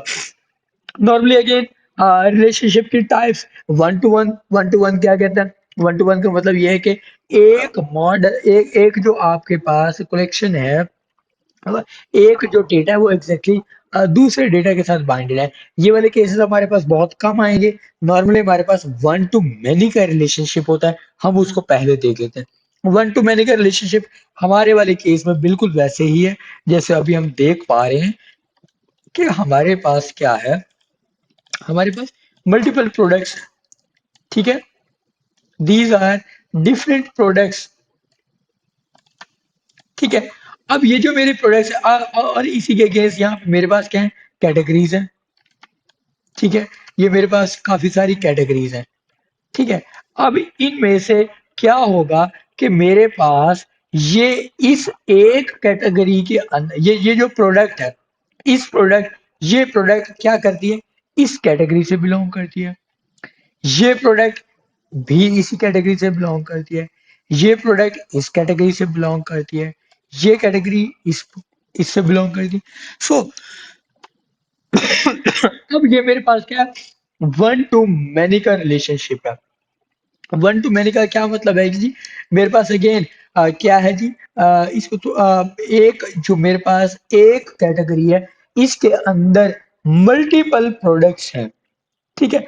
तो सिमिलरली, अच्छा, इसको रीड करने का, इसको हैंडल करने के भी टू वेज होते हैं कि चाहे तो आप कैटेगरी के एंगल से देख लो, चाहे कि प्रोडक्ट्स के एंगल से देख लो। फाइन। अभी हम इसको, इसकी आइडियोलॉजी समझते हैं कि क्या है। एग्जाम्पल देखिए, आपके पास एक पेट्रोन डॉक्यूमेंट है, ठीक है, मीन जाहिर है कोई एक पर्सन है जिसकी आईडी जू है और इसका नेम है, ओके। इसके पास इसके दो एड्रेसेस हैं, इसके क्या है, दो एड्रेसेस हैं। तो अब आप क्या कर सकते हो, इसी पैटर्न के अंदर एड्रेसेस की क्या कर लो, एक अरे ले लो और उस अरे के अंदर ये दोनों रख दो। बस सिंपल सा मेथड है, लाइक दिस। ये टेक्निक आपकी क्या कहलाती है, एम्बेडेड टेक्निक कहलाती है। ये एम्बेडेड मूड है, ठीक है, कि डॉक्यूमेंट आपने इसी के एड्रेसेस इसी के अंदर रखवा दिए, ओके। इसके साथ आप क्या यूज करते हो, रेफरेंस बेस यूज करते हो। रेफरेंस बेस का मतलब ये है कि आप क्या करोगे, आप उसको डिफरेंट, आप क्या करते हो, इसी चीज को अगर आप हैंडल करना चाह रहे हो, आप उसका आइडेंटिफायर, उसकी आईडी, उसके रेफरेंस पास कर देते हो। बस इतनी सी बात थी। क्लियर होगी बात? हाँ जी।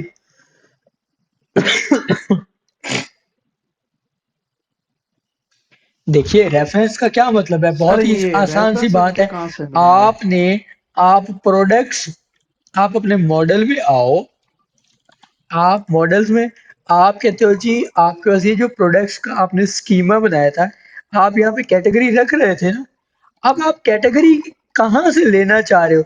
आप कैटेगरी कहते हो कि जी ये जो कैटेगरी है, ये दरअसल कैटेगरी मेरी कैटेगरी कलेक्शन से आएगी, कि यानी कि जो मेरी कैटेगरी कलेक्शन है उसके अंदर जो डेटा है वो यहाँ पे आएगा। तो हम यहाँ पे सिंपल क्या काम करते हैं, हम यहाँ पे दो चीजें बताएंगे। एक चीज बताएंगे कि इस कैटेगरी की फील्ड की टाइप क्या होगी, ऑब्जेक्ट आईडी होगी। ऑब्जेक्ट आईडी का क्या मतलब है कि भाई जाहिर है आप यहाँ पे आईडी रखवाओगे ना।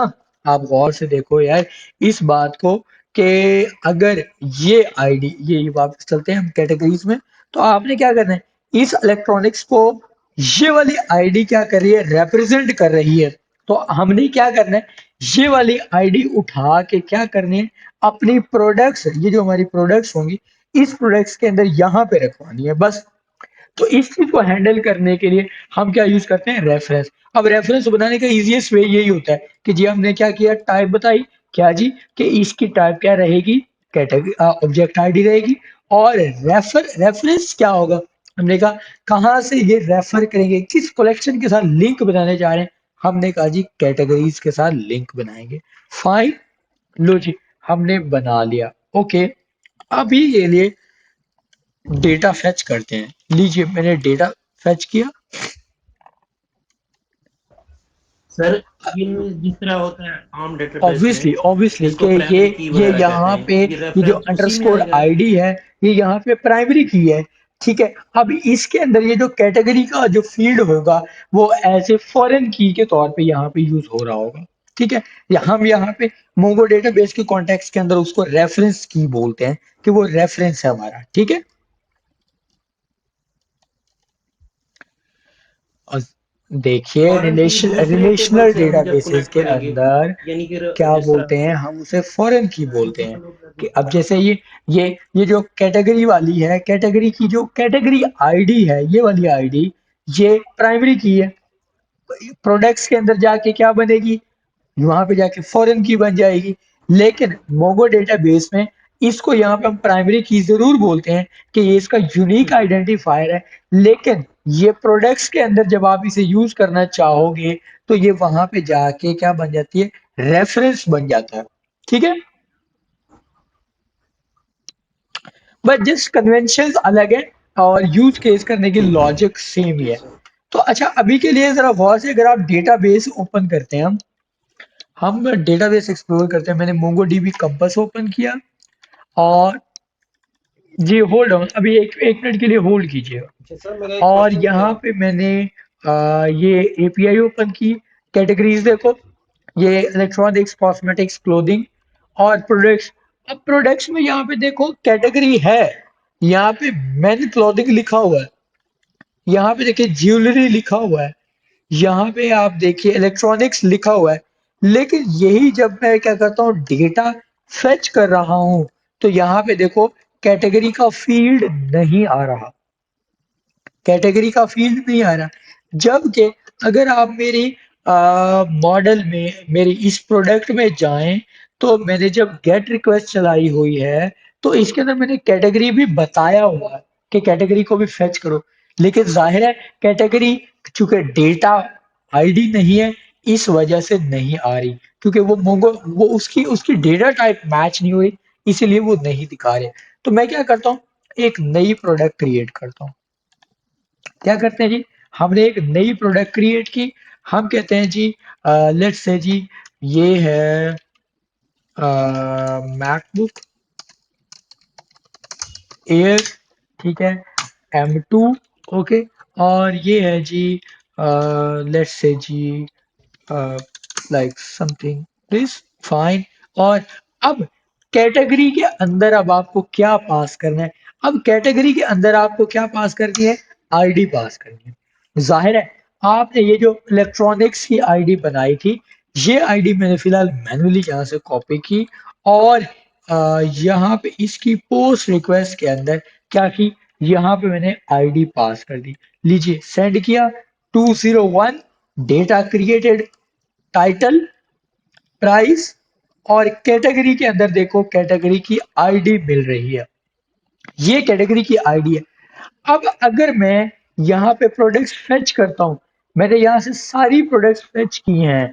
अब यहाँ पे गौर से देखो कि ये जो मेरे पास लास्ट फील्ड है, सॉरी, ये अभी सारे फील्ड नहीं मिलेंगे, सारा डेटा नहीं मिलेगा।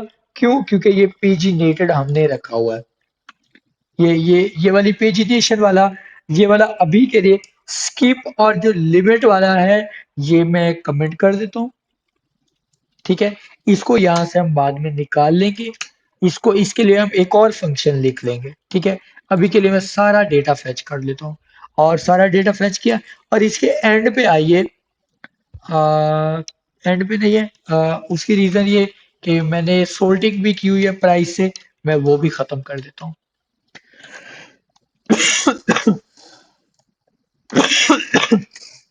तो अभी गौर से देखो, कैटेगरी सिर्फ इस एक के साथ आ रहा है, बाकी किसी में कैटेगरी का फील्ड नहीं है। इसके अंदर भी कैटेगरी की आईडी आ रही है, इसके अंदर क्या आ रही है, कैटेगरी की आईडी आ रही है। लेकिन अगेन मुझे जब ये डेटा कहीं दिखाना होगा तो मुझे कैटेगरी की आईडी इस तरह से तो नहीं चाहिए ना, मुझे तो यहाँ पर टाइटल चाहिए कि एक्चुअल में कैटेगरी क्या है, वो कैटेगरी क्या क्या है, मुझे उस कैटेगरी को दिखाना है। तो इस पर्पस के लिए अगेन मेरे पास क्या है, मोंगूज जो है वो हेल्पफुल है। मोंगूज हम यहाँ पे यूज कर रहे होंगे। मोंगूज का यहाँ पे एक सिंपल फंक्शन है जिसको बोलते हैं पॉपुलेट, और इस पॉपुलेट के अंदर आपने क्या बता दिया, किसको पॉपुलेट करना है, कैटेगरी को पॉपुलेट करना है। आपको याद होगा कि आपने अपने ये जो मॉडल है प्रोडक्ट वाला, इसके अंदर फील्ड का नाम क्या रखा था, कैटेगरी रखा था। इसी वजह से अभी के लिए हम अपने इस फंक्शन में गए, अपने मॉडल इस कंट्रोलर फंक्शन के अंदर, और हमने क्या कहा जी, क्या करो, कैटेगरी को क्या कर दो, पॉपुलेट करवा दो। और बस जब हम पॉपुलेट करते हैं तो दरअसल इसके साथ क्या करते हैं, एक फंक्शन होता है एग्जीक्यूट का, ठीक है। मैं वो एक्चुअली में यूज नहीं करना चाह रहा, उसके बगैर देखते हैं क्या होगा। मैंने कहा जी पॉपुलेट कर दो कैटेगरी को, और लीजिए रिक्वेस्ट चलाओ, और एग्जैक्टली ये उसके बगैर। अब गौर से देखिए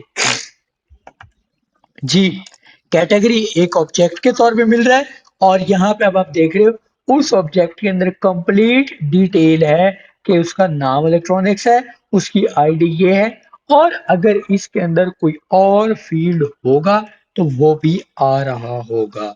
so this is reference based relationship, ठीक है जी।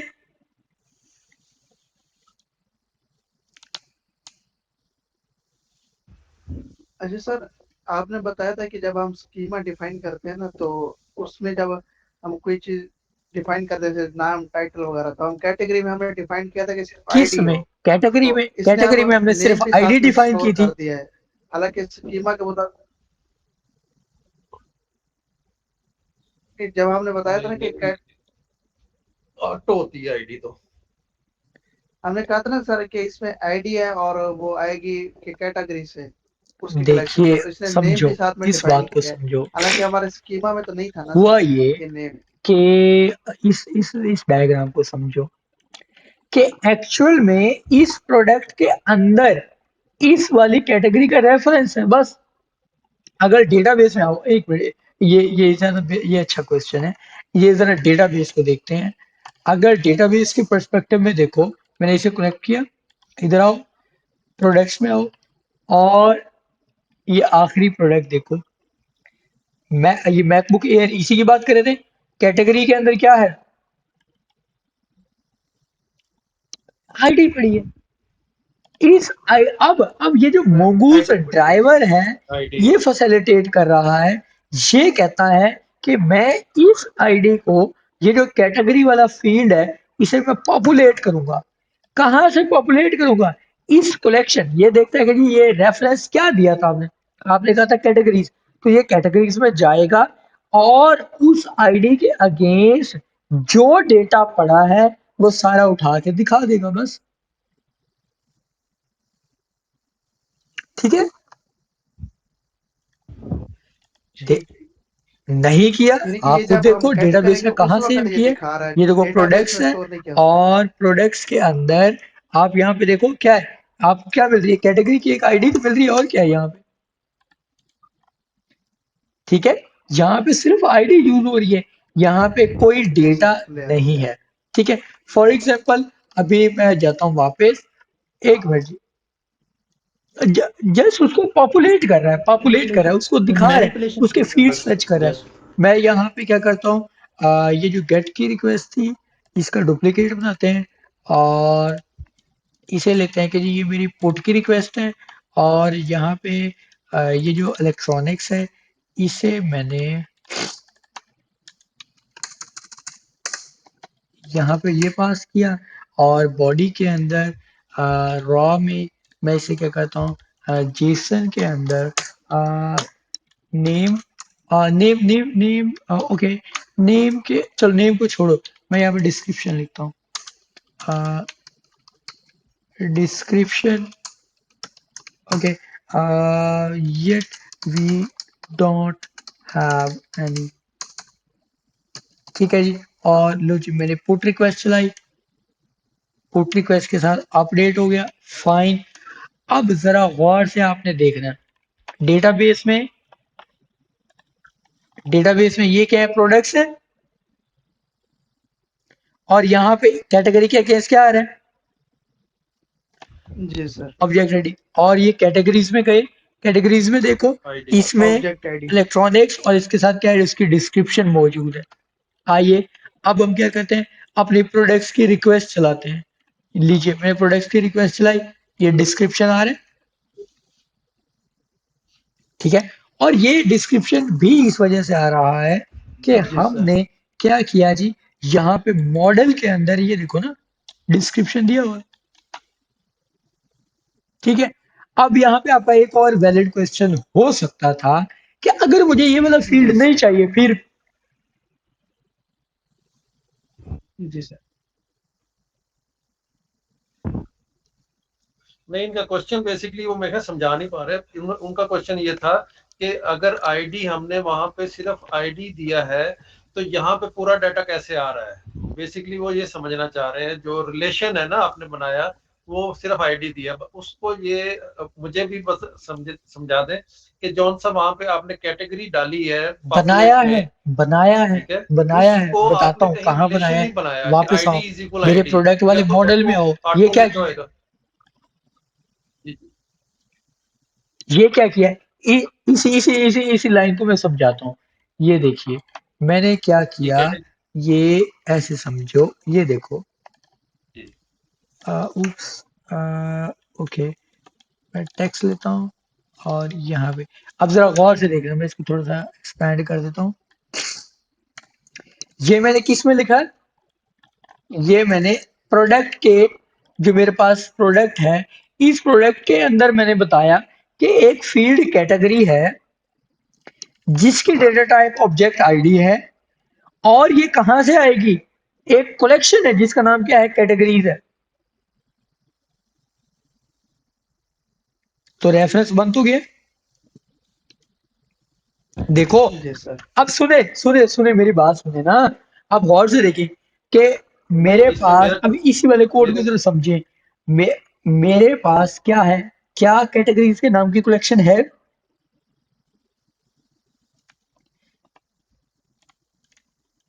या यही देखे ना हमने है सर। हमने कलेक्शन आपने अपने पास रेफरेंस एक उसकी टेबल का कैटेगरीज का नाम ये मॉडल नहीं यूज कर रहे, दे दिया ना। ये एक मेरे पास अलग कलेक्शन बन रही है ना। तो मैंने कहा कि ये जो हाँ जी, मॉडल है, इस मॉडल की आईडी ठीक है कहाँ यूज होगी, इस कैटेगरी वाले फील्ड में होगी। और ये कैटेगरी फील्ड कहाँ है यार, इसको कैटेगरी आईडी ले लो ना, इसको कंफ्यूज, इसको आप मिक्स मत करो। इसको ऐसे कर देता हूँ कि तो मैंने यहाँ पे ये जो प्रोडक्ट है, यहाँ पे मैं कैटेगरी आईडी लिख देता हूँ, ये लो। अब ठीक है कि ये जो मेरे पास ये जो प्रोडक्ट है, प्रोडक्ट के अंदर कैटेगरी आईडी रखी हुई है बस। लेकिन मैंने लिंक, कैटेगरी आईडी तो मैंने लिख दी, सारे ऑब्जेक्ट आईडी है, ऑब्जेक्ट आईडी आ गई। ये देखो, जैसे प्रोडक्ट्स के अंदर जाओ, फाइंड करो, और इसके एंड पे देखो, ठीक है, कैटेगरी के अंदर मैंने क्या रखवा दी, ऑब्जेक्ट आईडी। अभी मैं इसको चेंज कर देता हूँ, इसको कहता हूँ ये कैटेगरी आईडी है, ठीक है। तो कैटेगरी आईडी के अंदर मैंने क्या की, ये आईडी तो रखवा दी, लेकिन अब मैं लिंक करवाना चाह रहा हूं कि किसी तरह से ऑटोमेटिकली ये रेफरेंस बन जाए, लिंक बन जाए इस कैटेगरीज के लिए। तो उस पर्पज के लिए मैंने ये लिखा था, रेफरेंस कैटेगरीज। अब ये लिंक बन गया, लेकिन ये जब मैंने डेटा फेच करना है, तब मुझे यहाँ पे ये जो मेरा मेरा प्रोडक्ट्स का जो मैं यहाँ पे पॉपुलेट कर रहा था, अब मुझे यहाँ पे फील्ड का नाम बताना है। जाहिर है मेरे फील्ड का नाम क्या है, कैटेगरी आईडी है।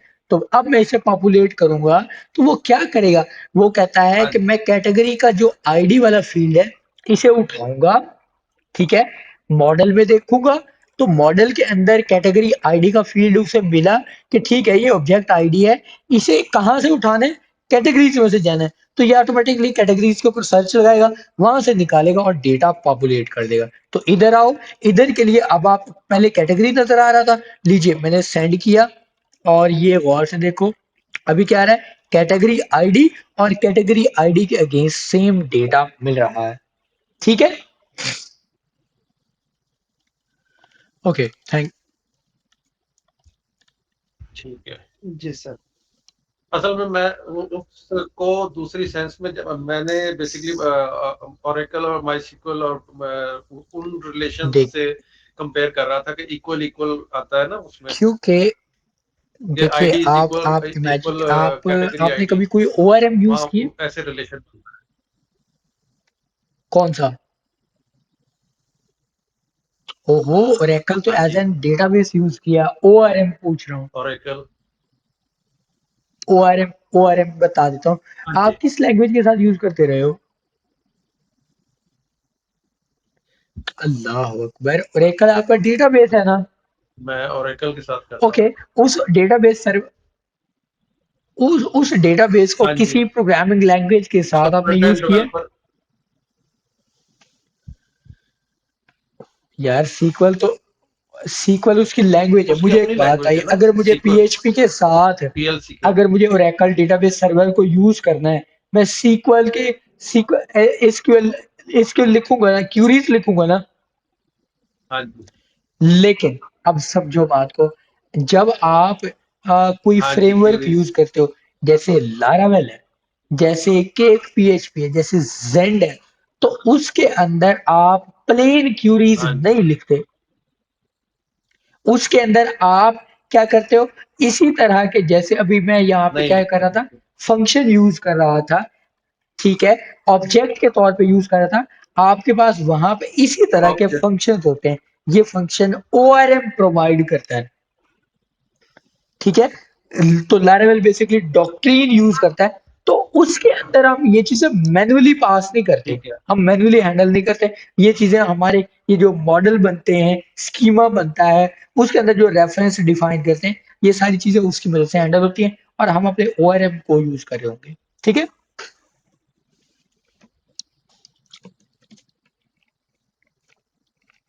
ठीक है।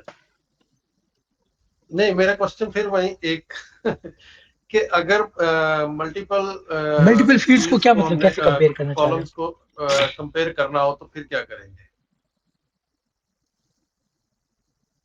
मतलब आप एक जी प्रोडक्ट कोड है और प्रोडक्ट नेम है, ठीक है, या ये नहीं सही रहेगा ठीक है, आपको, मैं एक प्रोजेक्ट है और उसका प्रोडक्ट है, प्रोजेक्ट आईडी प्रोडक्ट आईडी दोनों एक टेबल में है और आगे पीछे दो अलग टेबल है उनकी, यही तो जब मैं इसमें बता रहा हूँ, आएगा उसका देखिए रिलेशन बनाएंगे वो तो दो आपका, इकट्ठे ओके कंपेयर ओके कैसे होल्ड करेंगे उसको? ऑन, मैं आपको प्रोजेक्ट। अभी समझाता हूँ, इसके लिए जरा ये देखिए, मैंने मेरे पास कुछ यूज केस ऐसे समझ लें, ठीक है, यहाँ पे ID1 ID2 3 4, ओके, यहाँ पे XYZ ABC और समथिंग मेरे पास कुछ इस तरह से हाँ डेटा जी है, लाइक ठीक है, अ, ये कुछ डेटा है, ओके, अब आपके पास कुछ और, ये अब रिलेशनल डेटाबेस की बात हो रही है, ठीक है, अब आपके पास यहाँ पे अगेन 11 12 13 14 है, होगा ठीक है। कुछ भी, ठीक है, इसके अंदर आपने रेफरेंस ये इस तरह से प्रोडक्ट। सेटअप किया कि ये 1 1 के, ये 3 हाँ है, जी ये आपका क्या है जी 4 है, ठीक है, अब आप यही कह रहे हो ना कि एग्जैक्टली आप,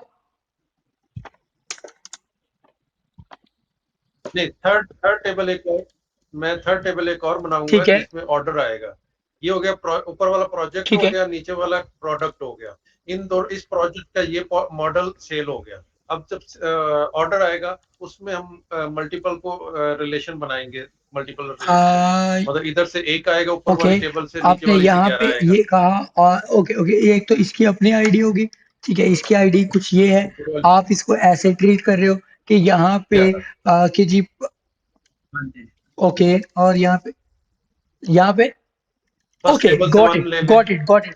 अब आप कहते एक्स हो वाई कि जी, इस वाले ये केस 11 के ले लें, अंदर 1 सेकंड की टेबल से 1 डिटेल ले लें। और 11 दोनों की डिटेल आपको चाहिए। Okay, that's great, that's a very good question. Okay, that's great. तो बहुत ही आसान है भैया, हाँ जी, सेम जी, जी। उसी पैटर्न के ऊपर आपने क्या करना है, पॉपुलेट कर लेना है। बस आपने रेफरेंस तो सेटअप किए हुए हैं ना, आपने रेफरेंस सेटअप किए होंगे, ठीक है। हाँ उस जी, रेफरेंस इसके अंदर बल्कि एक और हम काम करते हैं। अगेन अब जाहिर है मुझे यूजर हैंडल करने होंगे। यूजर वाले केस में ना हम ये चीज बहुत अच्छे से हैंडल कर पाएंगे। जब हम यूजर के ऊपर ये मुझे याद करवाइएगा तब मैं आपको बताऊंगा कि जाहिर है कोई प्रोडक्ट या कोई कैटेगरी किस यूजर ने क्रिएट किया, ठीक है। या इनफैक्ट रिव्यूज को अगर आप अलग से हैंडल करना चाहते हो, बल्कि हम अभी से अभी जी, अभी यहीं पे हैंडल करवा लेते हैं। हम कहते हैं जी क्या है जी, कॉन्टेक्स्ट है मेरा कोड बेस, ओके। रिव्यूज बल्कि देखिए रिव्यूज वाली मेरी एक कलेक्शन बनेगी ना, उस रिव्यूज के अंदर किस यूजर ने रिव्यू दिया और किस प्रोडक्ट का रिव्यू है, ठीक है। तो उसके अंदर वो दो रेफरेंसेस होंगे ना, तो ये वो किस तब प्रोडक्ट के? हम वहां पे ज्यादा अच्छा, ठीक है। बेहतर तरीके से कर पाएंगे। अभी चूंकि मैंने यूजर को हैंडल नहीं किया हुआ हाँ जी, तो ये थोड़ा लेंथी हो जाएगा, सेम बात, इसलिए मैं अभी उस चीज से अवॉइड कर रहा हूँ। लेकिन अगेन अगेन अगेन बहुत ही प्रिटी ठीक है। सिंपल है, बहुत ही प्रिटी चलें सिंपल है। नेक्स्ट। उस मॉडल के अंदर क्या होगा, अब जी, अभी के जी, लिए मैं कहता हूँ खाली ना एक एक क्या कहता हूँ, रिव्यूज का मॉडल लिख देता हूँ। मैं यहाँ पे कहता हूँ just right review product product reviews model only, ठीक है। और अभी मैं एडिट अच्छा, जब मैं एडिट खत्म करूंगा तो जाहिर है ये उसको स्विच करवा देगा, यानी कि ये मेरे पीछे वाली ये सारी चीजें रिमूव कर देगा। ओके, तो मैं कहता हूँ फिलहाल के लिए मॉडल लिख दो बस।